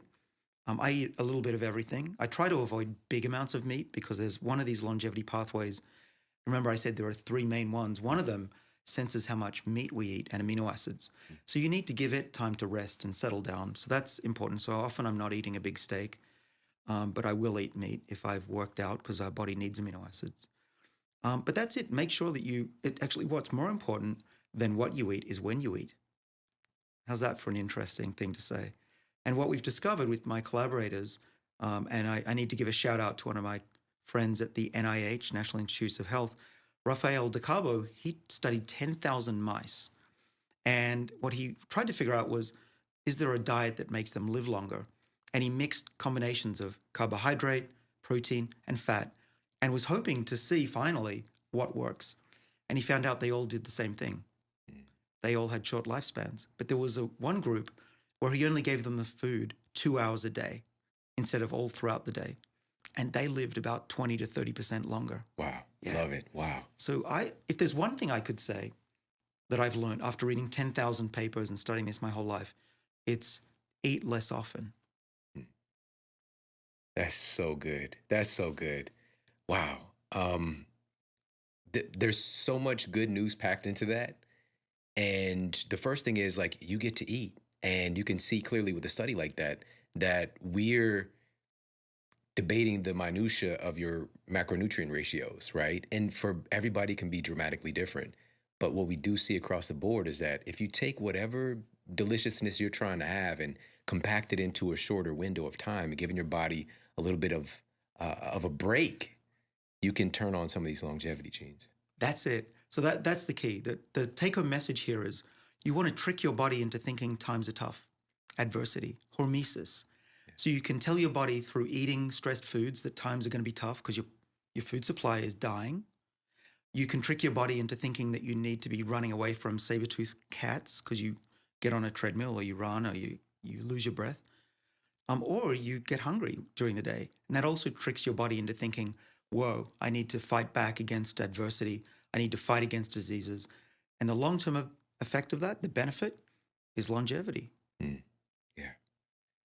So just to take a small step back, because I know that and it's so cool that you talked about this a little bit in the book, but eating it's important as well because some of us can think, and this is the American way, is like a little of something is good, massive amounts of it must be better, right? So instead of just doing an intermittent fast each day, I'll just fast for 2 weeks or whatever, you know what I'm saying? Okay. And so, but then there's this role of something called mTOR that comes into play, so, and nutrition is involved in that. So can you talk a little bit about this mTOR pathway? So mTOR is the second leg on the three-legged stool. I mentioned sirtuins. Yeah. mTOR is probably the most important to get right. They all talk to each other, but this is a really key one. mTOR is sensing how many amino acids are in your body, particular amino acids, leucine, isoleucine, branched-chain amino acids. And if you're always eating meat every day, your mTOR will be active. mTOR is there to grow new body parts. It's there to grow larger, taller when you're developing. The problem is if you're always feeding it amino acids and trying to bulk up, you'll get great big muscles and you'll look great. But the long-term effect of that, we've seen in animals at least, is that you're not harnessing your body's defenses, your longevity genes, the mTOR. In this case, you want to turn it off. You want to downplay it because a low mTOR activity predicts longevity. And so that's why I'm mostly focusing on plant-based foods as much as I can. But when I need to bulk up and if I work out typically every Sunday, then I will eat meat. But like you say, give your body a rest, mix it up. Mm-hmm. So mTOR it's not talked about enough, and especially in the kind of conventional health circles and fitness circles. But this is one of the reasons we need protein. But the great news is that a small amount can go a long way, is what I'm hearing. Well, it is. And you don't need to restrict everything. It's important to give yourself the ability to repair itself. But if you're always in this rebuild mode, always bodybuilding mode, which, you'll end up looking great, but it actually comes down to vanity versus longevity. If you only care about vanity, you're going to miss out on the longevity part. So this is the trick, is to do the exercise, do the weightlifting. You need that. I need to do a lot more, but I do it on weekends. But then give your body a break. You don't want to work out hard every day. We know that. Yeah. You don't want to eat 3 meals a day. We believe that's bad. And so we have to overturn what we thought, which was more is always better. So if we can, let's talk about, because we talked about amino acids is thrown in there, but some of the specific nutrients, and one of them is resveratrol. And, we've been hearing this connected with longevity for a while. But for you to say it, it gave me a lot more mental credence as to its value. And because of that, we have the best people in the world here on my team. Somebody who read the book, and they brought in some chocolate for you that we have sitting here, some high quality dark chocolate, because of reading that is one of the sources. For me, immediately I think back to red wine, and people's like, "Oh, it's resveratrol. I'm a bottle a day, right?" And that's not necessarily what we're going for. There's many other sources. Well, there is, and you can have it in its pure form too. I do that because the amount that I'm taking, and I've done so for the last 13 years, is the equivalent of 500 bottles of red wine, which I do not recommend for breakfast. Yeah, you might do your liver in. But resveratrol is super interesting because we discovered that it controlled the sirtuin longevity genes. And that was now 13 years ago. And what we've been studying ever since is how do they work and when should we eat it and what does it do? And the good news is that 13 years ago, all we were doing was extending the lifespan of baker's yeast and worms and flies. But now there have been clinical trials and there are products out there that have been tested on many people. And there are clear benefits actually in these placebo-controlled trials, which are essential. Otherwise, you don't know for sure. And you see a lowering of blood sugar, you see improvements in liver function. And these studies finally show that what we saw in mice, or initially in 2006, which by the way, that study we put out sent red wine sales up 30% and they stayed up. So anyone who has been taking red wine for the drinking red wine for the last few years, you're welcome. But seriously, the what we saw in the mice was that they were protected against high fat food. They were just as healthy against an American bad diet, Wow. and they lived as long as a healthy lean one. But that's not an excuse to just sit around on the couch and pop resveratrol. By no means. What's often missed, even by scientists, is the data that's in the back of those papers.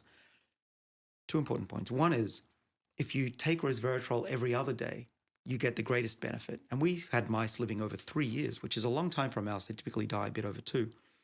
And the second thing that we learned was that if you eat it with fatty foods, it's actually better. Or you eat it with a bit of oil, it gets into the body a lot better. And so that's why I mix my resveratrol with some yogurt, just a couple of spoons in the morning. I don't want to eat a big breakfast.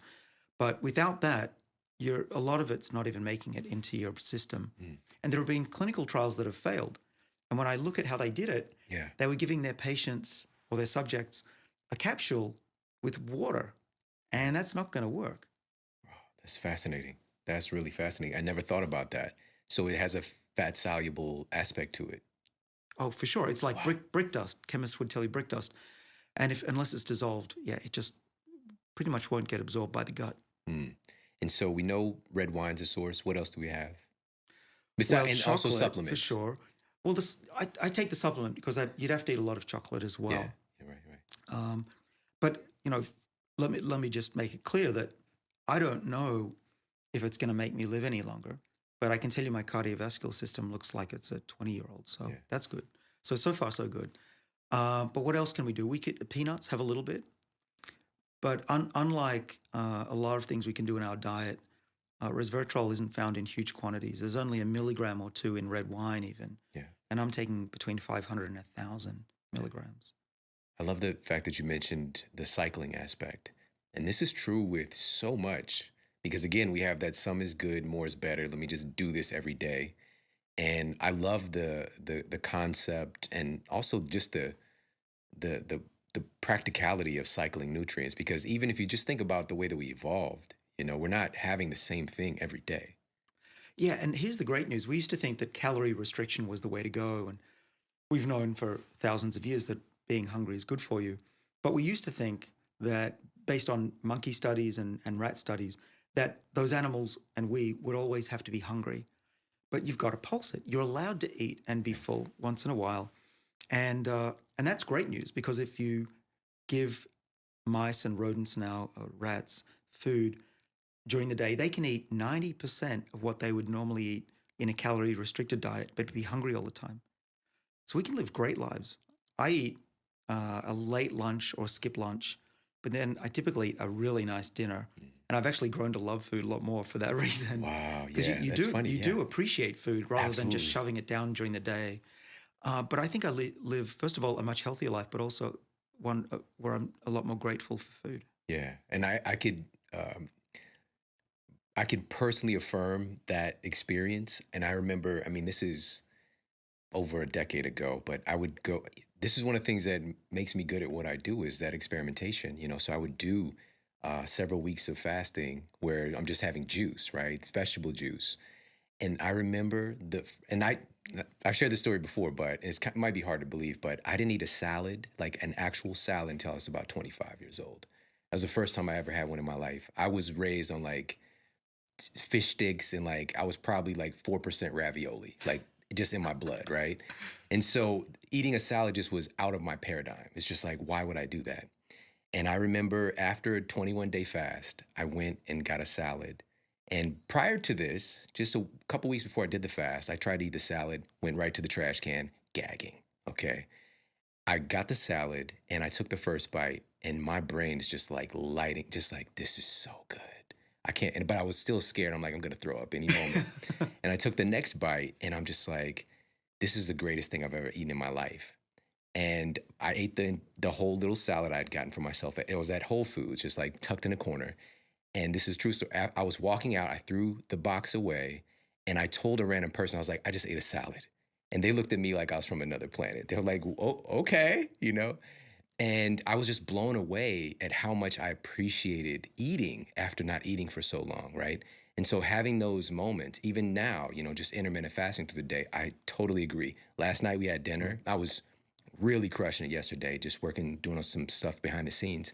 We had dinner. It was like the best meal I ever had in my life, and I've had that same food before, but it's just, I appreciated it so much more. Well, I'll confess something for the first time on your show. Now that I appreciate food and I know that food is not just pleasurable, it's actually good for you, I'll go back to my old habits. And there's food around us. That's the problem. It's everywhere. Yeah. So your reptilian brain will pick up something, shove it in your mouth, and then I'll think, that's in my mouth. Why did I do that? And I'll go through the calculation. Does this meet the criteria of whether it's worthy of eating? Do I swallow? And occasionally I'll say, no, it's not worth swallowing this crap. I don't even enjoy this. And if I'm not enjoying it, it's not worth it. So, I know there's eating disorders. This is not one of those. But I only put in my mouth now what I really want to eat. Yeah. But I love it. Yeah. Fascinating. Just opening up this conversation and looking at the different dimensions of how it's not just the food that we're eating, but how we're doing it, right? When we're eating has a huge role to play. It's just, it broadens the conversation, because I think we really can easily get caught up in the minutia, like we talked about earlier, like trying to get your macronutrient ratios correct. That stuff matters, but there's a bigger conversation. And getting more into this bigger conversation in the book, you also stretch out and you get into conversation and things that we've got science behind that were really counterintuitive for me, or things that, for example, metformin, right? I want to talk about this. I spent over a decade working in my clinical practice as a nutritionist alongside physicians to help get people off metformin. And then seeing this data that you're sharing in the book, that metformin might actually be one of those, well, it is, according to your data, those things that can help to switch on those longevity genes. So let's talk a little bit about that. So just if you can, for everybody, share what is metformin and why is this something that folks are now who don't have diabetes are taking? Yeah.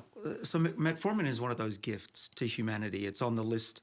So the World Health Organization has called it an essential medicine for humanity, because it's so safe. It's not perfectly safe, but it's so safe. And the benefits are really clear, especially for diabetics. So there are these three legs to the stool, the three pillars. Sirtuins we talked about. We talked about mTOR and amino acids. The third one is called AMPK, or AMP kinase. And this protein senses how much energy we have in the body. And if we have low amounts of energy, then it'll try to make more, and that's actually healthy. So you want to also trick your body into thinking it has low energy. You don't want low energy, but you can trick your body. So how do you do that? One is to be hungry, one is to exercise, and the other is to take a medicine that inhibits mitochondria and lowers the amount of energy that the cell's producing, so the body goes, holy crap, we're running out of energy, and it'll try to make more. And that's good for you. Now, the side effect of that is having better blood sugar levels. So your body becomes what's called insulin sensitive. you know this, that when you're type 2 diabetic, your body doesn't register the insulin that's your pancreas is putting out, and it just makes more and more insulin, and eventually your pancreas can give out. But the problem with it is you have high amounts of sugar, glucose in your bloodstream, which will cross-link proteins and accelerate aging and all sorts of problems. Cardiovascular disease, wounds won't heal. And this is truly accelerating aging. We've proven that in our field. Metformin is shown to be very effective against type 2 diabetes. And if you have type 2 diabetes, your doctor will typically put you on that medicine. Now, it comes from the French lilac. It's derived from a plant. So it's a xenohermetic molecule, actually. But it's classified as a drug. So it falls into that category. So in this country, at least, but not all, you need to get a prescription for it, which actually puts it out of reach for many people. But it also makes a lot of people wary that if it comes from a doctor, it might be a little bit fishy, might be toxic. But it really has been shown in a study of over 100,000 people now, many studies actually, that diabetics who take metformin in the long run aren't just better off for diabetes, but are actually healthier and protected against cancer, heart disease, Alzheimer's, and frailty, even more so than people who don't take metformin and who don't have type 2 diabetes. That's stunning. Yeah. And when I heard that, I didn't believe it. My friend Neil Barzilai, Dr. Neil Barzilai is the world's expert. He told me that, and I had to go and check on these papers, which I reference in the book. It's true. So I've become a real convert. And about 2 or so years ago, I started taking metformin. I don't have diabetes yet, but I was on my way up. I actually mapped my trajectory over the last 11 years, and I could see I was headed for diabetes. It's in my family. So I stopped it in its tracks and actually reversed type 2 diabetes. Now I'm at no risk of having diabetes because I'm on metformin, because I've made these changes in my life. Now, is it for everybody? I think if you're young and your blood glucose levels are low, not needed if you're exercising and eating right. But I'm 50 now, and if your blood glucose goes up every year and you can't control that, metformin, I think, is a good thing to talk about with your doctor. Yeah. You know what? And just since you just mentioned that being 50, if folks aren't watching the video on YouTube, you look like maybe 30s, like 35, you have this, and your energy is high. You're creating all these different projects, working on different papers. So you have that aspect. Your physical appearance, like you're living proof of the stuff you talk about. And I can see you're just getting warmed up as well, And so just a little shout out for those who are listening to audio. The guy's got it dialed in, And so, but I wanted to bring this up because I also, with the Model Health Show, I want to stretch our thinking. We do, like I mentioned, I was looking at what can I do for these patients to help them to normalize their blood sugar naturally, right? And removing the cause oftentimes was, Mountain Dew or whatever it was, but if we eliminate those things and your body is already in a healthy state, adding in these different medications, potentially, again, this is just a conversation I want to get going, there might be some potential benefits. And this is still early, but it really got me thinking when I was reading the book. And one of the other aspects, I think this might go back to, because for me, I think that metformin can compete with some of the hormetic benefits of other things potentially, right? So can you talk a little bit about that? Maybe let's talk about exercise in that context, because it's a hormetic stressor. Yeah. So how does that compete? Yeah, so remember we're working with a very complex machine, our bodies, and there are these 3 legs of the stool, but we don't know exactly which ones to tweak and when. We're still figuring this out as scientists. The good news is that we live in a world now where scientists can talk directly to the public, and we put out newsletters, so you don't have to wait 10 years to hear it from your doctor, or 20 years. But the honest truth is we don't know exactly what the best combination is, and we're learning actually that sometimes you don't want to combine them at the same time. You might want to do them on off days, and metformin and exercise is a case in point. Now, what we've just discovered in a couple of papers that came out this year only is that metformin, because it tricks the body into having low energy by inhibiting the mitochondrial energy levels, if you give elderly patients metformin and give them ask them to do weightlifting, they will bulk up, both of them, all right, both sets, with metformin, without, but the ones that didn't get metformin will have bigger muscles, okay? But not a lot bigger. They all got bigger muscles. So it is inhibiting the growth or hypertrophy of muscle. But here's what's not talked about on social media or appreciated by a lot of people. Those people, those elderly people, were all the same strength, even though they didn't have the same sized muscles. So it still gave them the benefits. They just didn't look as bulky. So that's where I go back to vanity versus longevity. Right. But I think there is a way to optimize it. We don't know for sure. And Dr. Peter Attia, our friend, he argues this with me. And he also agrees, at least on this point, that we don't want to be taking metformin on days where our muscles are growing. That's probably the best. And that's what I try to do. I skip metformin when I go to the gym. But we disagree on exactly what the precise combination is. But he also thinks that fasting for a long time is good. And I don't know if that's true. I find it extremely difficult to go for more than one day. I start to lose, my blood sugar goes too low, and I've measured it with one of those monitors that you can Right. stick them on. Right. Fascinating, by the way. Have you done that? Yeah, the 24 hour, I mean, it just stays with you. I 2 haven't, weeks, no. yeah. Yeah, but many of my friends have. You learn a lot. And actually, I didn't have breakfast. I can feel it right now. My blood sugar levels are going low. I should eat some chocolate, actually.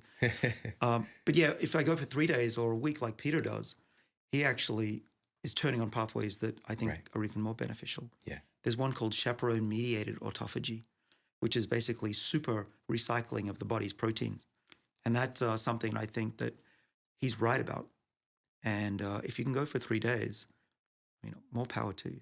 Right. Yeah. And I love that so much because when I made the reference earlier about some is good, more massive amounts is great. There's usually something there in the middle or closer towards, that little bit, those little micro doses, and having an extended fast, of a few days. Obviously, you're going to activate more of these different beneficial processes, autophagy, and the list can go on and on. But we also have to be mindful of the longevity aspect of happiness. You know, I think that we don't talk enough about this. First of all, and this is just something consistent that I see. I'll read. I don't know why I do this all the time, but whenever I can, something comes across my attention or my phone or a friend or somebody that lives to be 100 years old or older, I interview them. I read their stories. I read their articles. And there's this consistent thread of happiness. There's this consistent thread of like meaning in their lives, So if you're going to be pissed for 3 days and just like a Krabby Patty, right? Just mad at everybody, really, it doesn't equal out for me the potential benefit that you could be getting. Yeah, that's right. So when we calorie restrict these mice in my lab, they also get really crabby. They fight with each other, especially the boys. So it's natural, but you What need do to you know? overcome it. Yeah. But I totally agree that if you're not happy, it's not worth it. But the key to happiness is mission. And I just came from a conference where we were talking about how to optimize those 3 legs on the stool. And one of the speakers was Dr. Cooper. He's the guy that coined the term aerobics. And you might say, wow, he must be 100 years old. He's almost. I mean, he's in his late 80s. But he's had a mission in life to make people live longer. And he's treated presidents, the first Bush, George Bush. And his mind is super quick. He's talking like this, bam, bam, bam. You think, you're not 80, you're more like a 20-year-old in the way you talk and think and move. Now, these are test cases. These aren't clinical trials. But when you see him, he's been doing aerobics for the last 40, 50 years. I mean, a guy like that, you want to mimic that.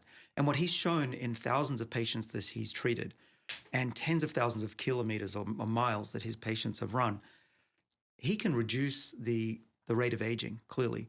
And through the trajectory of his patients, instead of the average lifespan being 80, which is what it is at best for this country, he gets them out to near 90. So it's clearly the case that if you do what he's recommending, you eat the right way, starting at an earlier age, you don't have to live to 80. You can play tennis at 90, maybe live to 100. Yeah. But wait till there's new technologies coming. Yeah, so exciting. And that's why people have to stay connected to you to learn more about this. And speaking of mission, and I want to ask you personally, what is the model that you're setting for other people with how you live your life personally, right? The way that you're conducting yourself, your business, your research, what is your bigger mission that you're wanting to express or to achieve with your life right now? Well, I think it's the same as a lot of successful people. I'd be surprised if you don't feel the same way. we know we're going to die, right? There'll be a day where we know this is it. We're done for, unless you get hit prematurely by a bus or something.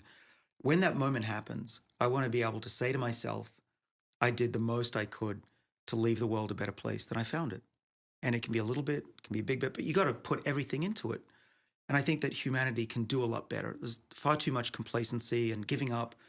And a lot of us just give up. They say the world can't be changed. But, friends of ours, we all agree that if you have a mission, just pick something that you're good at and you like and never give up. That's the secret. Life's tough. It's long. If you're not driven every day to get up and do something that you love and you think that it's worthwhile, it's a tough life.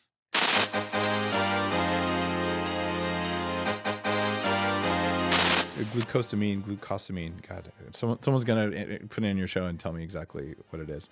But when I was maybe 14, I read in some Men's Health magazine or something that you should try this. So I bought it, and I'm like, man, my knees feel way better. And I didn't know why, other than it said it was supposed to work. And I tried a different brand; it didn't work as well. And I figured out the form that worked, and it was just a titration exercise. If I take it, can I play soccer or not? And it turns out glucosamine now we know has a bunch of anti-aging powers because it changes the way mitochondria use sugar. So it was probably helping with my blood sugar. And it's an anti-aging substance that is widely talked about that almost no one knows. Think, oh, it's just for joints. No, it's for inflammation. So I talk about the pathways in there. It's dirt cheap. So it's a really good idea to be taking glucosamine on a regular basis if you want to live a long time and not have joint replacement surgery 25 years from now.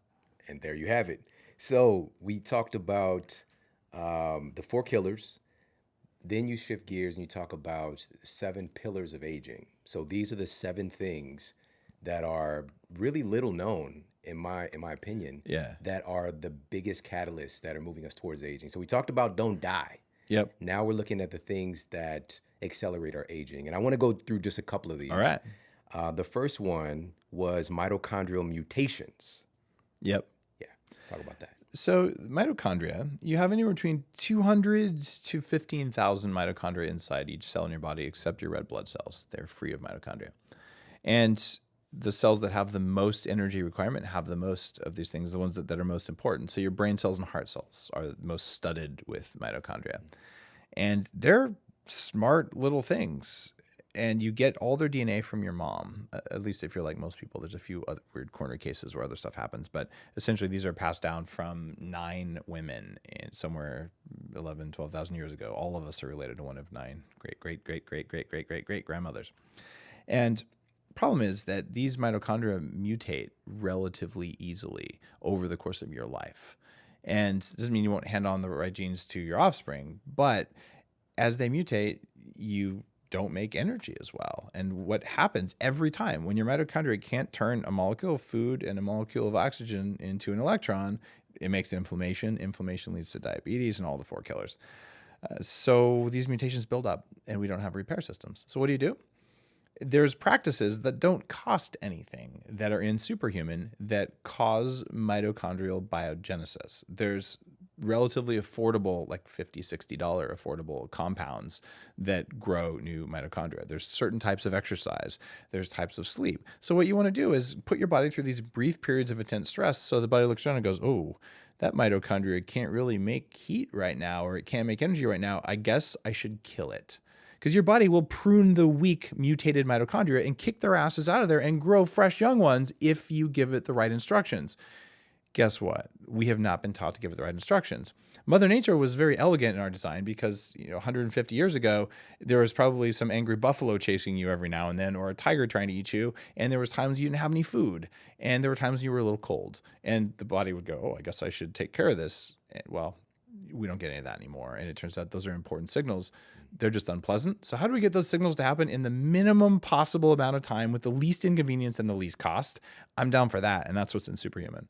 One of the things that's so fascinating about that is that today we know that it's not just our DNA that we need to be concerned about. We've got trillions of bacteria that live with us, that live within us, on our skin and in our bodies.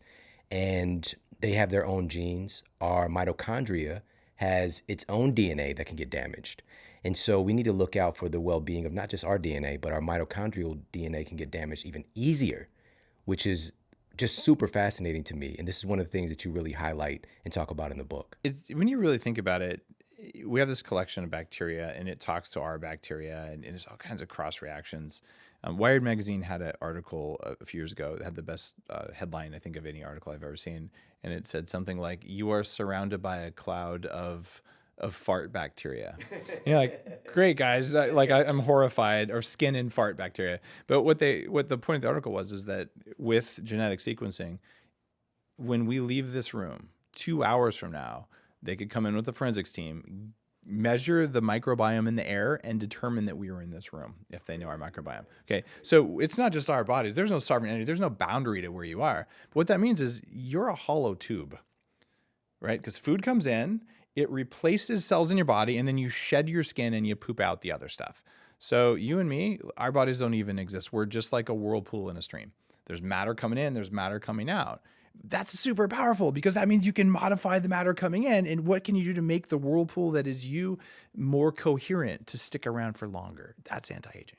So the next one of these pillars, and I'm so grateful that you talked about this one, was zombie cells. Zombie cells. Can you talk about what that is? As you age, your body has cells that stop doing their job, but they don't get out of the way. They call them senescent cells as the scientific term. So now we've got these cells that are sitting there. They make free radicals. They take up space, but they don't do their job. So the question now is, all right, if I want to be young when I'm old, how do I make sure I don't have very many zombie cells floating around? When you're young, you don't have many. As you age, they go up predictably. So it turns out that there are some of the things that are similar to creating new mitochondria, things you can do that help. Fasting helps. There's enzymes that you can take that help. And there's even some new drugs that are radically shown to improve cell senescence. And what that means is that as you age, you're probably going to have to just figure this out.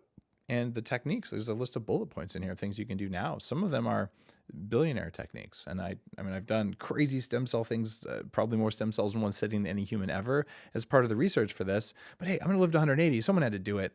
And everything in here, there's a free version that gives you the benefits, most we can get. And then there's this is what crazy people are doing. I haven't done it yet, but I'm signed up, or this is something I did do.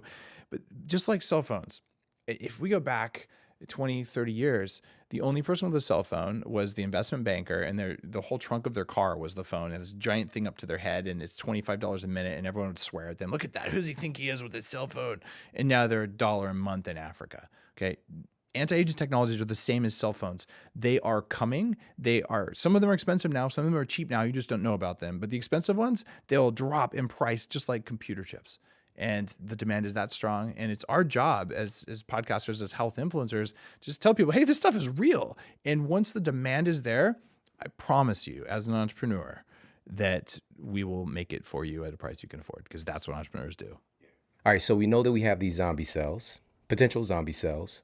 And this goes back to this conversation about apoptosis, this programmed cell death. So what I'm hearing is that we don't need to be as concerned about overpopulation out there as overpopulation in our bodies. It's a good point. If you have overpopulation of zombie cells, you have an issue. Yeah. But one of the other pillars of aging is actually cell loss. And as you age, you run out of stem cells. And that means you get tissue exhaustion, something called sarcopenia, or loss of muscle mass. There's a reason when you have the stereotypical picture of an older person, there's thin skin, they're frail, they don't have muscle mass. Well, that is all tissue loss. So what would happen if you could make your stem cells stay strong? What if you could replace your stem cells? Would you reduce sarcopenia? What if you just did things that didn't let your cells die as much as they did before? Mm-hmm. And what if you caused programmed cell death for the cells that needed to die, like cancer cells, and had a healthy immune system? So those are the things that I write about in Superhuman. And the deal is, this is like multiple college courses in weird biology that no one is actually going to study. So it comes down to, at the end of the chapter, there's a set of bullet points, and I'll walk you through the whys and the hows, but you do a few of these things. Don't even do all of them. Just do some of them. And all of a sudden, the number of years that you get goes up, maybe. We think, hopefully. And certainly what's going to happen is you're not going to feel like garbage when you're old. And that's really important. So you just don't lose when you do this. Yeah. So we've got cell loss. We've got mitochondrial mutations. Right. Zombie cells. So with the zombie cell thing, so what you're really saying is there's we could have a zombie apocalypse potentially. Is that what In you're fact, saying? part of aging is a zombie apocalypse. Okay. It's You very heard it well here said. first. Dave said it. It's the real thing. Yeah. So zombie apocalypse actually takes place. 3 foods you have to eat for a year. What are they? Three foods only for a year. I would say you really are not going to be very happy unless you have some avocados. Right? Pretty stereotypical answer, There you though. go. But bottom line Check. is it's got fat and carbs in it. It's pretty good. I'm going to tell you straight up, grass-fed ribeye is going to be really important. You've got to get those fat-soluble nutrients in the meat, and you're going to want some of that protein. The great thing, though, and we didn't talk about this much, most people listening right now are eating too much protein. You don't need that much protein, but you need very high quality protein. So who cares if the ethically raised grass-fed animal is twice as expensive as the industrial mistreated animal? You eat half as much of it, and you replace those protein calories with fat calories from clean fats and with more vegetables. And that works out really, really well for the planet, for the soil, which requires animal poop to be fertile, and things like that. That's why a grass-fed steak is on there, and specifically ribeye, because it's the fattiest cut. Yeah. And the third thing is a real tough one. I'm going to pick sun-dried black olives because they taste good. Okay. It's because you actually need some monounsaturated fat for your cell membranes. I'm going to get my saturated fat from the steak. I'm going to get my monounsaturated fat from the avocado. I'll get a little bit of undamaged, because you eat avocados raw, omega-6s, which turns out your cells need some of that, but not very much. And then I'm going to fill the rest in with the polyphenols from the olives. Yeah. And polyphenols are these colored compounds from plants that control a lot of what your gut bacteria do and what your mitochondria do. They're even necessary for making melanin, the pigment in your skin. And so there you go. I'm going to have basically guacamole, sun-dried olives on grass-fed steak, and I'm going to feel great. There you go. And no zombies eating you. Absolutely. I love that. And I'm glad you mentioned that we do need some omega-6s because they've really been drugged through the mud for good reason. Yeah. But the quality, getting them from a good source. But they're still there as, quote, essential fatty acids. So we need them from our diet. They're essential because you can't make them. And what I found was fascinating new research that didn't even exist when I wrote the Bulletproof Diet. And I was right, fortunately, in the Bulletproof Diet, just from talking with clinicians and just saying what works, but we didn't actually measure it. And researchers went through and they looked at what the fat ratios of cell membranes are for different types of cells in the body. And then they measured what happens when you change the type of fat you eat. And it turns out that your adipose tissue, the fat in your body, it swings with what you eat very dramatically. So if you eat a lot of omega-6 fats, you will store way more omega-6 fat in your fat tissue, and it'll create inflammation there. So if you do that, though, your brain won't change nearly as much as your fat tissues do. So you can control inflammation by controlling the ratio of the fats you eat. And since 45% of your brain cells are saturated fats, just like in the Bulletproof Diet, I did say 50% of your fat calories should be saturated. I was off by 5%, man. Sorry. But there's pretty good evidence for it. In fact, the body will manufacture palmitic acid. Yeah, So it's really fascinating that that the cells in your brain, the cells in your heart, the cells in your muscles, they do different things when you change the type of fat you eat. They all require omega-6, but it's a relatively small amount, and it's got to be undamaged omega-6. If it's been extracted from corn, safflower, canola, soy, they use hexane and other solvents. They use heat. And omega-6 oils, even from flax, they're unstable in light, sunlight, light from the incandescents or LEDs in your house, heat, and oxygen break these things down. So you pretty much want to eat them when they're fresh inside a nut that hasn't been roasted, when they're in an avocado, when they're in olive oil that has antioxidants that protect them and hasn't been deep fried or heated in a pan. It's that important.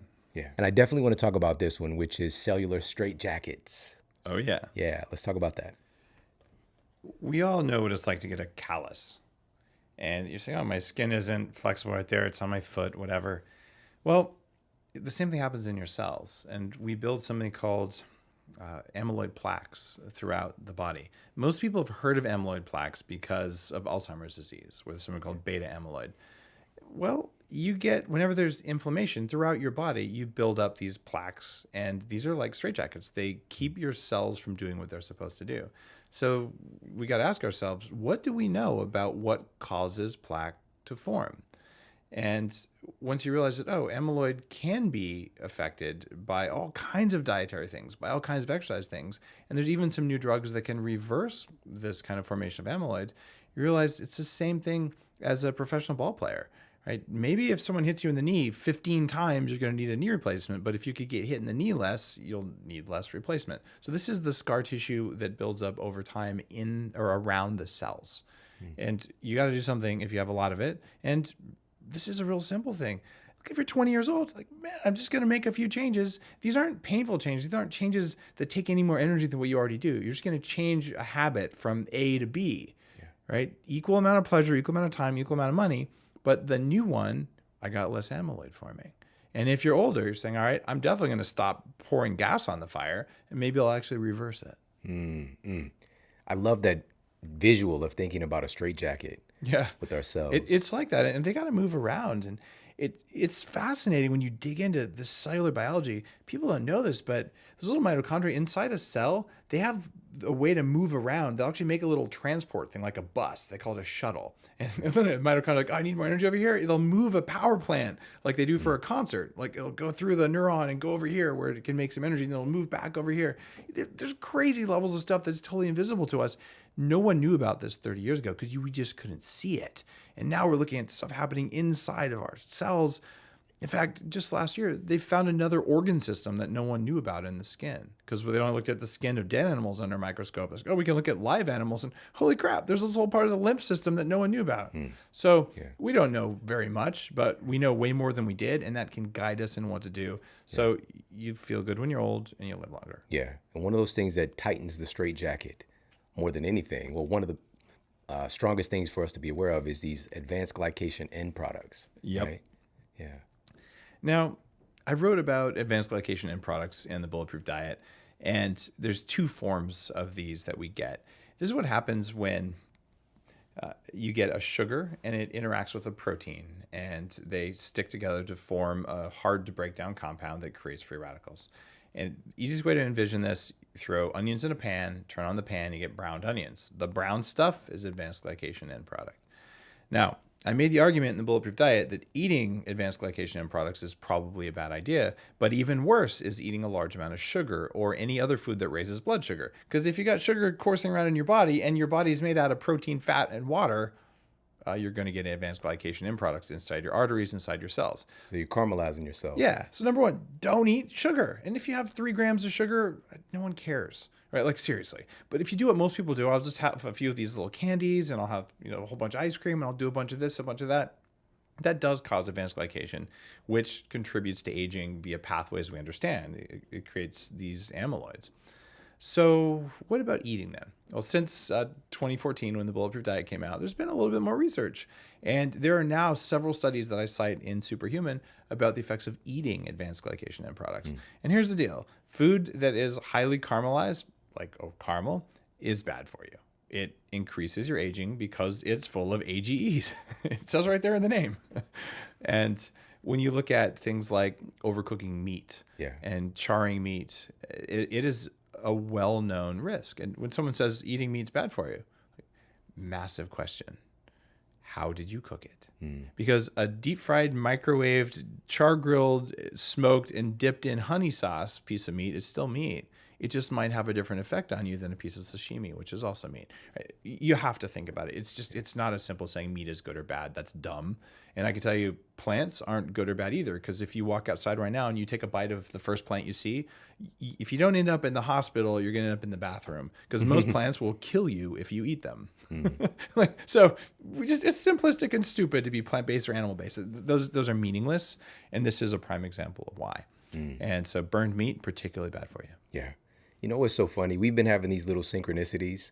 I read that in the book yesterday about caramelizing your insides. Yeah. And then for the first time in my relationship with my wife, we've been together for 16 years, and she made something with caramelized onions. I was like, this is so interesting. Like, first time ever. And then, we got here and we had I brought you some Ease Magnesium. Yeah. Right, from our friend Ian Clark, which is a topical magnesium. It's great for pain relief and relaxation, all that good stuff. And you had a little bit of a tweak to your back because of wrestling a pig or something? Yeah, I do live on a farm, and one of the things that I talk about here for natural killer cells is funny. If you breathe the things that trees make, things called terpenes, some of the essential oils, it actually increases natural killer cell activities in the body. It changes your microbiome, especially live on a farm. So I'm on a small farm. We have 8 pigs and 10 sheep. Actually, we have 9 sheep now. One of them just died, and the turkey vultures ate its eyes. It was horrifying. Wow. I'm telling you, Mother Nature does not want you to live, just in case you're wondering. You got to take ownership of that. Anyhow, we're moving the pig or the pigs from one place to another. And the pig's job in nature, they're awesome. They clean up the land. So you move them around and they pile up the rocks. They get rid of all the brush. They break up stumps. And that's why we have wild pigs in our ecosystem. And then what comes out of that is an amazing pasture. And then the sheep come in and their job is just to shit everywhere. And they're walking fertilizer machines that cause the soil to build up mass, which pulls carbon dioxide out of the air. And it's this beautiful system, and I'm living in it, and I can see it. But that means you got to move the damn pigs from one thing to another. And pigs, they're made out of bacon, which means they're not that smart. And they actually are kind of smart. Anyway, I'm pushing on this pig, and he won't move into his new thing. And I'm pushing and pushing, and finally the pig decides to move forward.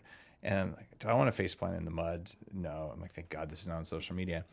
So I'm leaning forward, and I stuck my left leg out behind me to counterbalance me, like basically a one-legged forward yoga pose thing. And I sprained my back. And I didn't know at the time, like, oh, that didn't feel very good. And we got all the pigs moved, but it's been a little tweaked ever since. Yeah. So I'm walking around with a pig-induced injury.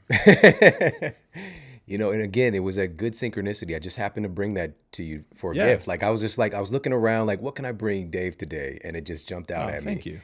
Yeah, so cool. And then, of course, you were looking for a phone charger. I put one in my bag today for the first time, but we found an alternative. Yeah, that was awesome. So caramelized onions, man. But listen. And I want to say something, though, about caramelized onions. Look, they taste good. Fajitas are awesome. Although the bell peppers are nightshades, they're probably not that good for you.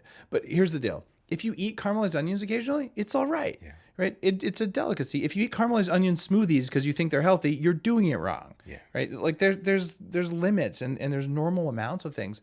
But if you eat caramelized onions in every meal and you say, you know what, I'm going to have dessert afterwards, and I'm going to have sugar for breakfast, and I have sugar for lunch, sugar for dinner, and all these peaks of blood sugar, you are going to get old, and you're not going to like what it feels like when you're old.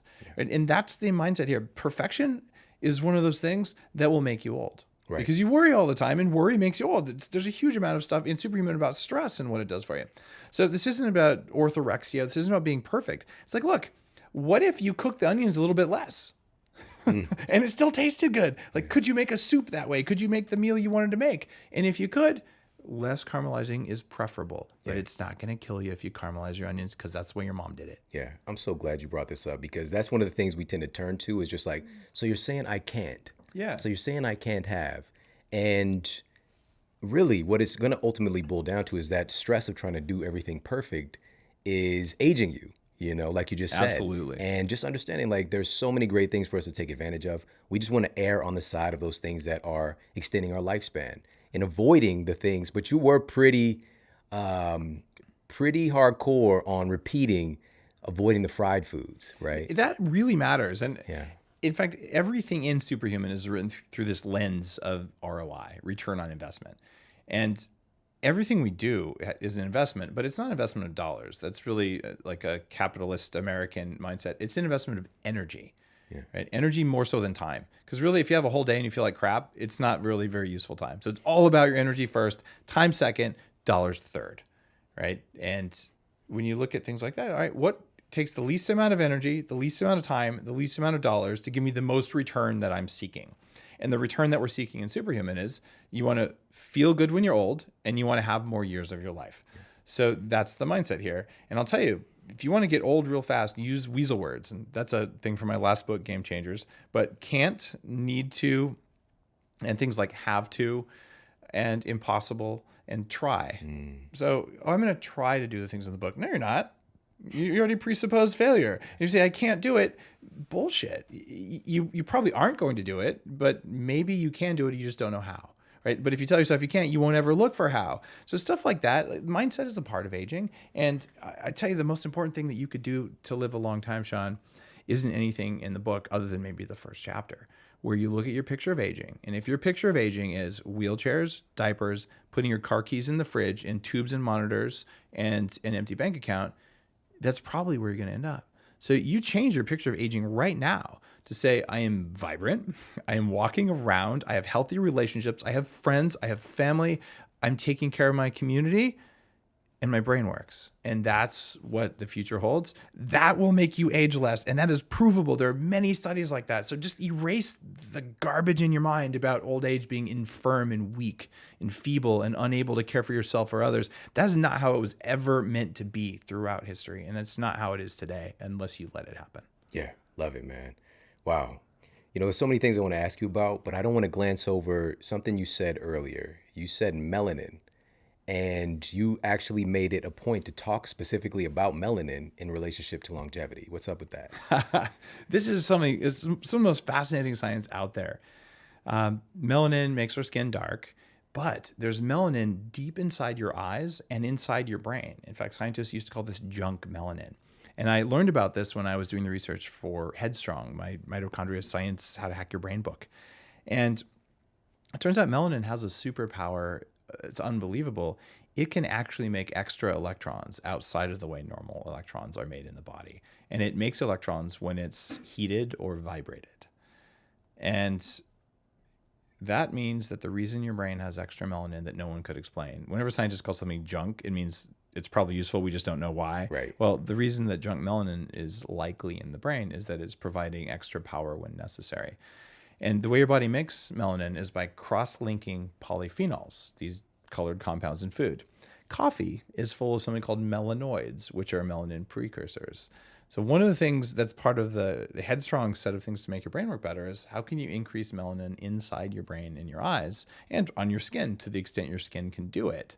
And the way you do that is you eat lots of polyphenols, and this is going to sound totally crazy. You actually go outside without a shirt on. Wow. Shocking. Are you right? sure?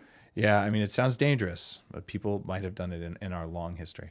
And you don't go outside for 10 hours. There's actually good evidence that you don't want to overdo it. But if you have a naturally darker complexion, right? Okay, you've got a darker complexion than I do. You need a little bit more sun than I do, right? Except I'm lying, because even though I'm pretty much, they would call it this butt white, it turns out genetically my vitamin D receptors are set up. So I really, according to the functional genomics guys, this company called the DNA Company, they went through my stuff and they said, Dave, you don't look it, but you should be living on a Pacific island. You have the vitamin D receptors of someone with much darker skin. So you got to really watch your consumption of vitamin D. You need to take more of it because you break it down fast and you don't convert that well in sunlight. So like, damned if I do, damned if I don't. You can go down the DNA path, and I talk about DNA analysis and what you might want to do or not do in Superhuman. But bottom line here is, if you can do something to increase melanin in your brain and in your eyes, you're probably going to have better eyes. And let's talk eyesight for a minute.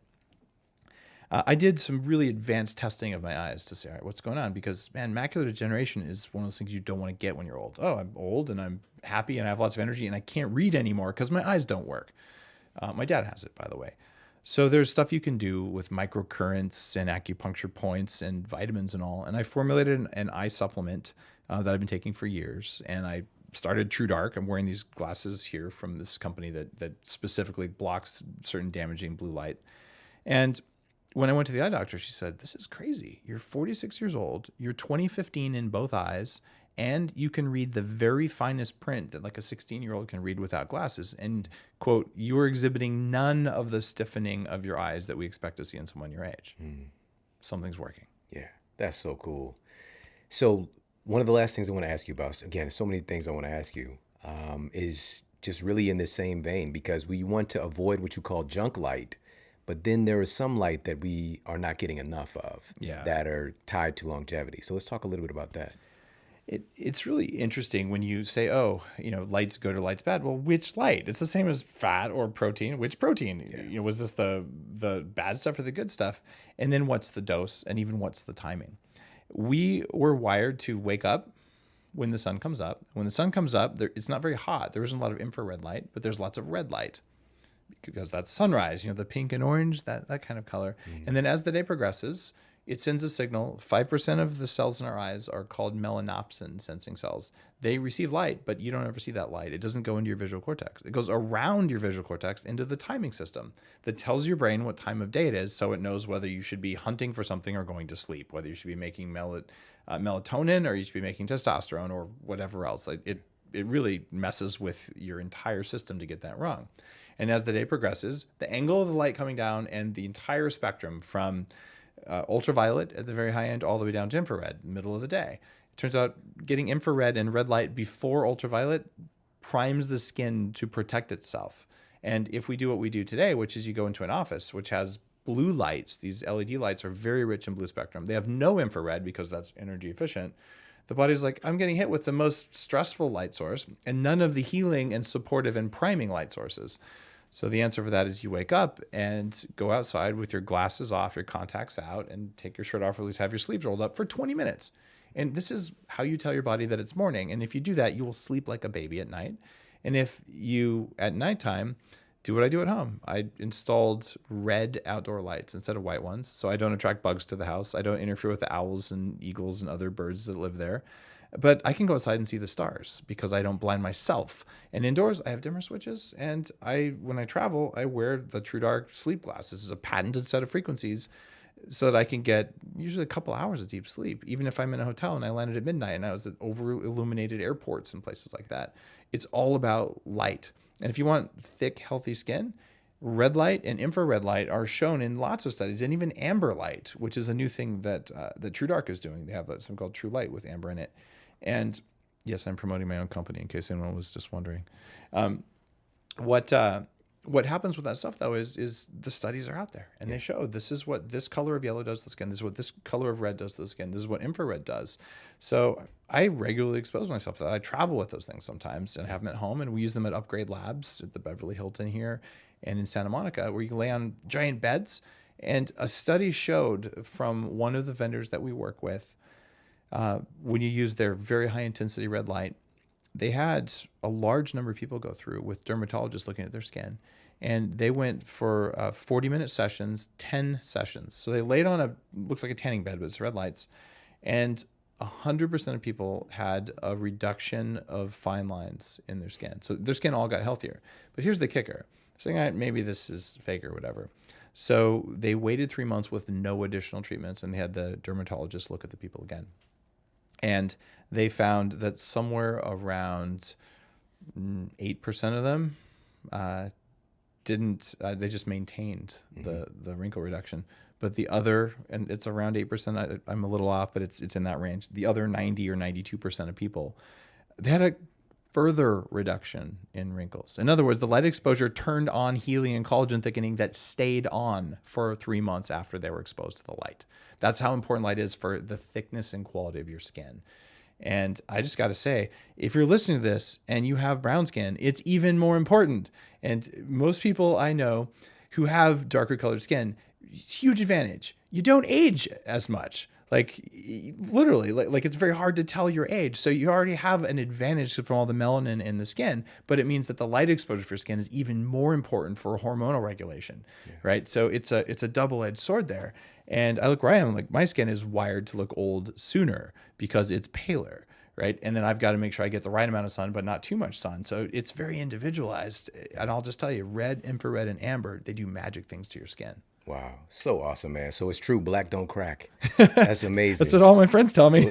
Dave, this has been so awesome. And you know what's so powerful is as I was reading through your story, I saw so many different things that really just spoke to myself, like on a deeper level, because I know what it takes to experiment. I know what it takes to, be a pioneer and to push the boundaries. And you've done that like few people ever have. Thank you. And it's just a really, really powerful thing to see, man. So thank you for putting in that work. I appreciate you seeing it.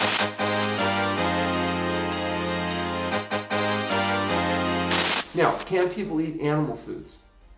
Certainly. You're designed to be able to digest both plant and animal foods. The problem today is the animal foods that are available to us may not be the same animal foods that might have been available to our ancient ancestors, and the quantity that we're being exposed to may be a problem. In other words, it's just like you can eat too much of anything, too much water, I guess they call it drowning. I mean, anything can be done to excess. But some foods, like animal foods, lend themselves to overeating easier than, say, plant foods with their high fiber content that provide normal satiety. So what we advocate for our patients before fasting, after fasting, is a whole food diet. So whole plant foods, so fruits, vegetables, non-glutinous grains, beans, nuts, and seeds, but not processed, juiced, blended, taken down into a more concentrated form, but in a whole form. And if you do that, the tendency to overeat is dramatically reduced. So we tend to not have as much problem with obesity, dietary excess, blood sugar dyscrasias, etc. And the same principle would be true to animal foods. If you ate whole animal foods without salt, oil, and sugar and all the processing, you'd have much less tendency to overeat, and you'd have much less consequences from dietary excess. My viewpoint, the less the better. Yeah. And the crazy thing is a lot of these things are coming together in one source. Like upwards of 80% of the salt people are consuming is from processed foods. So just by pulling out that piece, you automatically skyrocket your potential and your benefits. And I want to circle back because this point is so, in our paradigm, it can seem so counterintuitive, and there's some nuance here. But I want to talk about, you mentioned that 5 to 40 days of fasting, for example. So I want you to answer two questions. So number one, what's the longest fast that's been recorded? And number two, if we're talking a couple of weeks, if we're talking 40 days, are we not getting into a place of starvation? What's the difference between fasting and starvation? So that's a very, very important question. And fasting is when you have labile reserves that you still have that you can mobilize. Starvation is the moment you've depleted your labile reserves and you begin to break down vital tissues. Now, fasting results in improved health. Starvation results in death. So we don't do starvation at True North Health Center because obviously it would damage our outcome data tremendously. We're really proud of our safety data. We've had 20,000 people walk in and 20,000 people walk out, and we're trying to keep it that way. And the way you do that is avoiding starvation. And the way we do that is we establish baselines, monitor people twice a day. Lots of signs and symptoms that we can monitor to measure that, from electrolyte levels to even looking at basic things like BMI. So the average 70 kilogram male, though, just a healthy male, has enough reserves in their body to fast about 70 days. So we're not even getting close to starvation in our patient population. Now, a very, very thin person wouldn't necessarily be able to fast 40 days. They may not have the reserves to be able to safely do that. Also, I might mention that weight loss in fasting is very rapid at first and in overweight patients, but in thinner people, weight loss is much slower. The body's conservation mechanisms kick in. And so weight loss can be as little as 2 pounds a week, deep into the fast. So it's different than early in fasting where people are diuresing and losing fluid and all that. Now, one thing I want to point out, though, is we are the first place I know that has done this, but we have a DEXA scanner with the new software that does whole body composition.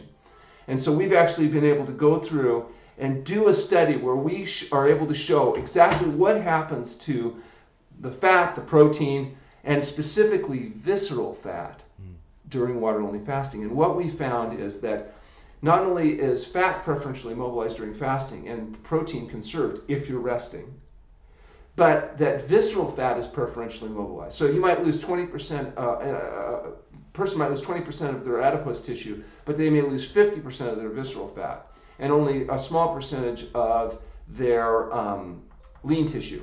And then after fasting, so what happens in fasting is you lose a bunch of weight. After fasting, you regain weight. But the way you regain after fasting is water, fiber, glycogen, and protein, not fat. The fat keeps going down. And so what happens is you've lost a bunch of fat, you keep losing fat, but you regain your muscle, your fluid, your fiber, and your glycogen. And it used to be they thought, well, you lose weight, you gain it back, not a good thing. Now we know if rest is introduced in fasting, it minimizes protein mobilization and minimizes gluconeogenesis. If you're too active when you're fasting, what you end up doing is burning protein. And that's why we insist on a restful state. Now, we let them stretch and do yoga and avoid the pathology of bed rest, but that's not a time to be trying to maximize weight loss. You're trying to maximize fat loss. And so the mistake a lot of people do on their own when they're trying to do weight loss regimes is they're doing vigorous exercise in conjunction with fasting. And yeah, they're losing weight, but they're also depleting protein stores unnecessarily. And so that's a really important issue. And we have a paper coming out people that are interested in that, we have a fasting website called fasting.org, which is a fasting compendium website where it brings the world's literature on fasting together. And they can go on there, and as the papers are published, we release it onto that site. And they'll be able to see this, but it's really exciting because we've got really exciting, and we've also got follow-up data now, because we've taken these people before, during, and after fasting, and then during refeeding, but then we've flown them back at 6 weeks, and they're able to show not only did they lose fat and continue to lose fat, but they can sustain that in a free living environment. And that's been a big criticism. Well, yeah, they can do it at True North Health Center where everything is done for them, but what happens when they go back to the real world?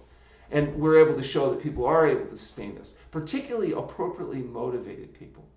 And the best motivation for people, I find, is pain, debility, and fear of death. So people that are sick are usually willing to do dangerous and radical things like eat well and exercise and go to bed on time.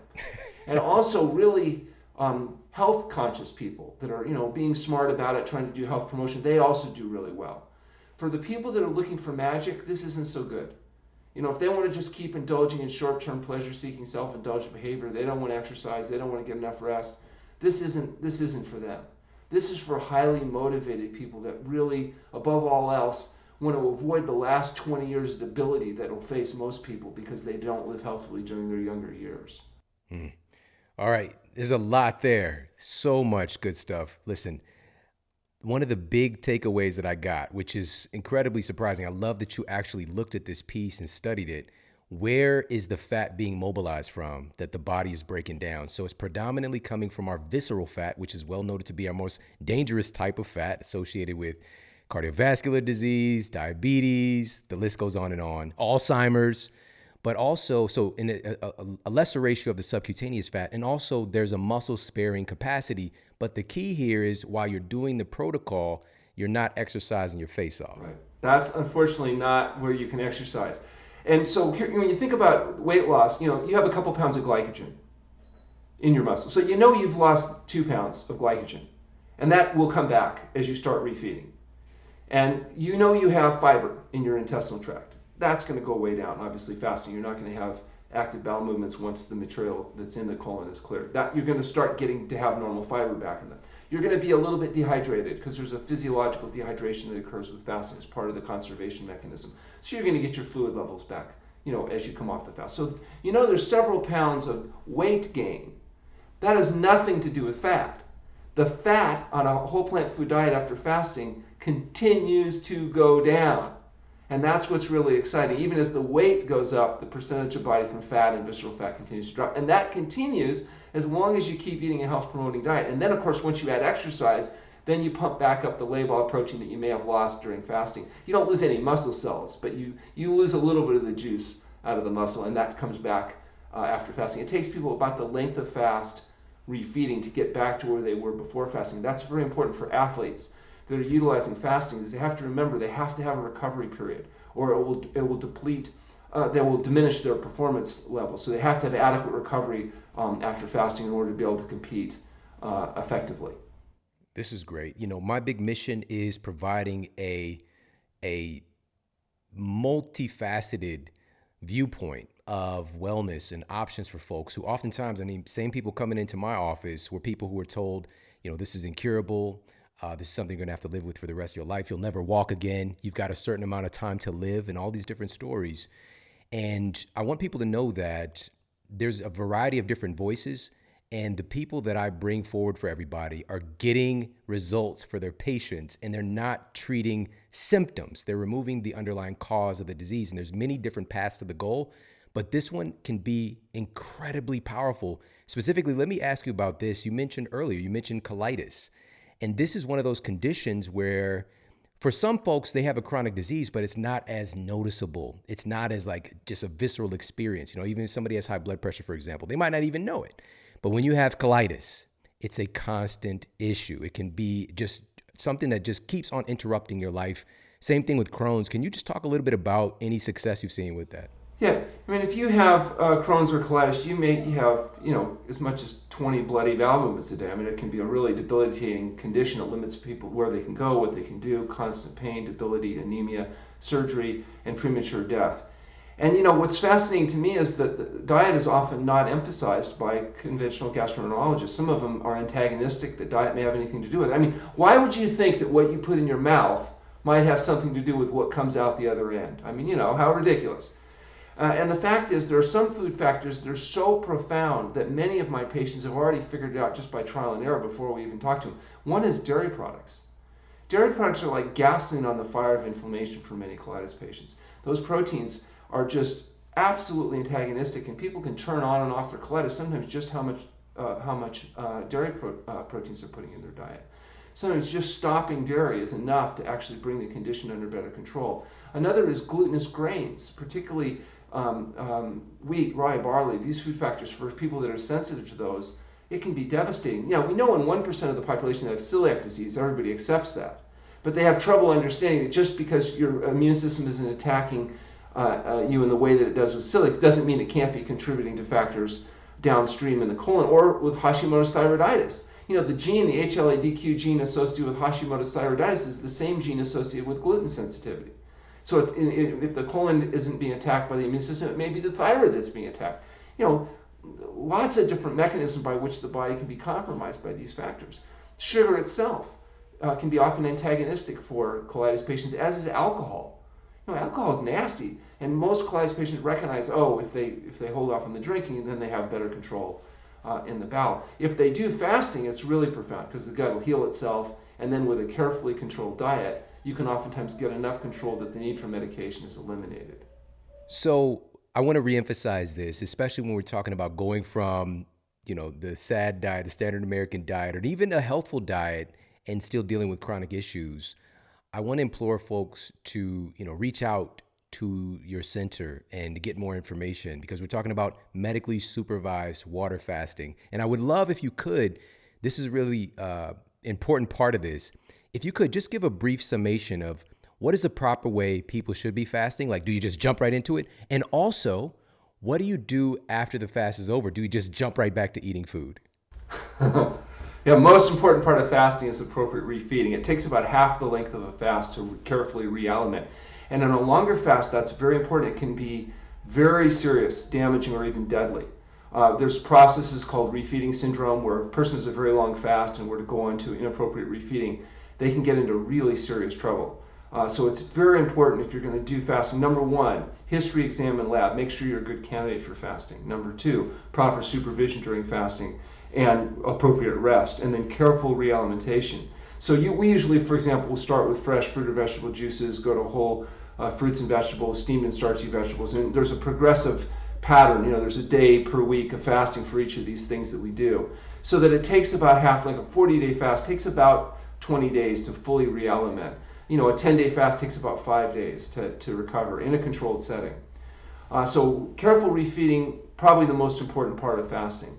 Appropriate patient selection, the most important part of not screwing people up. And remember that people cannot do water fasting on most medications safely, that there's a profound change in the body that occurs in fasting that would make even medications that they're tolerating feeding not safe fasting. And also that inappropriate withdrawal of medications can be a serious problem. You don't just stop steroids, for example, overnight. You can get serious problems. So it's important to work with a doctor that is familiar with this process, particularly as we get into people that are on medications, have health issues, or doing longer fasting. And one of the things we offer for free to your listeners is, if they're interested in finding out if any of this might be relevant to them, they can go on our website, complete the registration forms, and we offer a no-cost phone conversation with me to talk about, is this relevant? We can refer them to a doctor that perhaps is close to them that might be familiar with this type of work. We have a group of doctors that we've trained over the years that are out there in practice. Or they can come to the True North, if it's appropriate, to come to the True North Health Center or one of the other centers that specialize in fasting supervision around the country. We can help put them in contact with those resources. We also have doctors around the country that offer phone coaching, that are through Zoom and through phones, where they can talk to a doctor that's not an idiot. They'll help them engage about, yes, it's possible to get well. These are things they might want to do, or work with their local family physician in helping them through one of these processes. So we do offer some services to help people implement this, because we recognize not everybody has a doctor that's versed with nutrition or fasting or whatever, and some of their physicians are actually antagonistic. They don't think that you should eat a health promoting diet. That's not not appropriate. You need, everybody's got to have milk or whatever it is that they believe. And the fact they're wrong doesn't make it any easier on the patient. Can you share that website for everybody that's listening?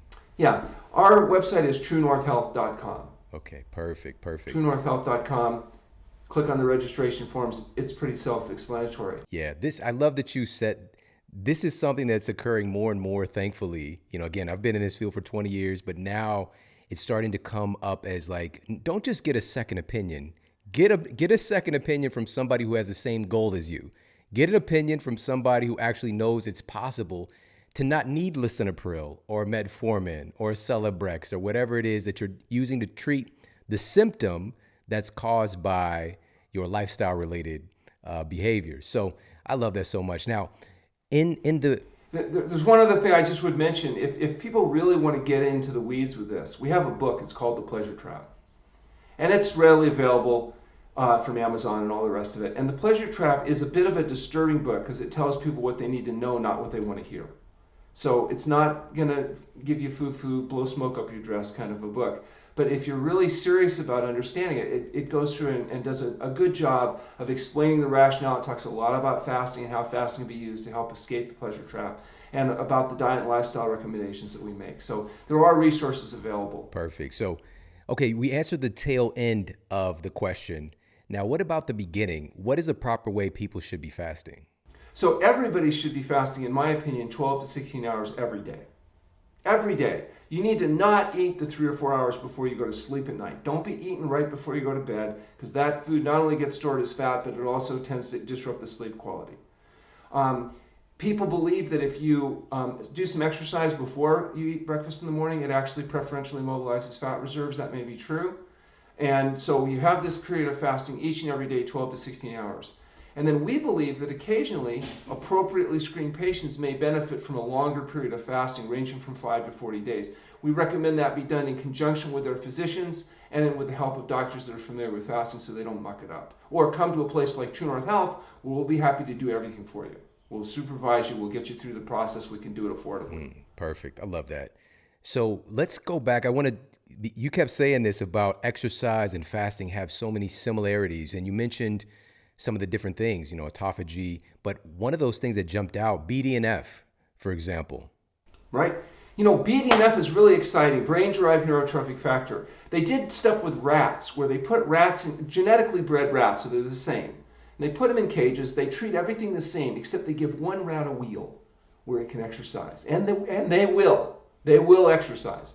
And they noticed that the rats that exercised didn't get Alzheimer's disease, dementia, rat dementia, which they test by various, maze tricks and stuff. So they didn't get the brain deterioration. They said, why is it that the rats that exercise don't get dementia, and the rats that can't exercise because they're in this stupid little cage develop dementia? What is it? What's different? And they found that one difference was something called BDNF, brain-derived neurotrophic factor, which protects nerve cells from the damage of free radicals. And we believe that in humans and rats, people that have high BDNF levels have lower likelihood of getting dementia. Maybe one of the reasons why some people get dementia and some people don't.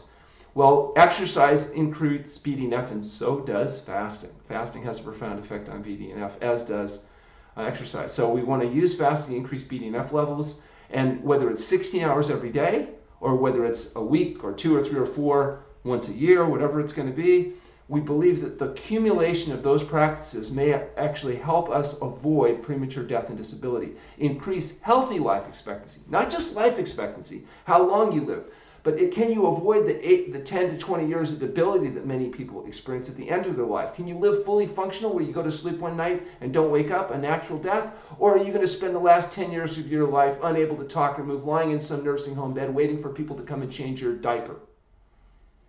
We believe the difference may largely be by taking control of what you put in your mouth. So our recommendations are health results from healthful living. Healthful living involves diet, sleep, and exercise, and periodic fasting, whether it's 12 to 16 hours a day or possibly longer periods of time occasionally. And that we advocate a whole plant food SOS-free diet is what we think is the diet most likely to give you the best chance of not getting debility later in life, slow the aging process, and avoid the refined foods of any kind. Perfect. I think a lot of people would love to know this. And for example, again, my mother-in-law, every year she does a structured fast herself, even though she's incredibly healthy. What do you do? How often do you fast? So I fast every year. I fast for a week. If I have no symptoms, then I'm going to break it. Now, I personally don't like fasting because you cannot play basketball. You have to rest. I find it very disruptive to my routine, which may be part of the benefit. I do that every year. And I believe that the people that get the most benefit of fasting are those healthy people doing it preventatively. I know my mother, when she was 92 years old, she realized she had outlived all of her friends. All 52 of her friends that she'd known over the years were all dead.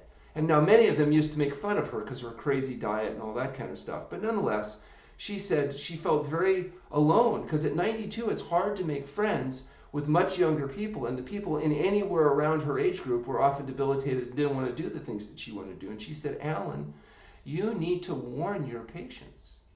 If they're going to do this diet, make younger friends. So I warn people, start now, make younger, healthier friends so that later you'll still have people you can socialize with. Oh my goodness, that's words of wisdom right there. That's brilliant. That's brilliant.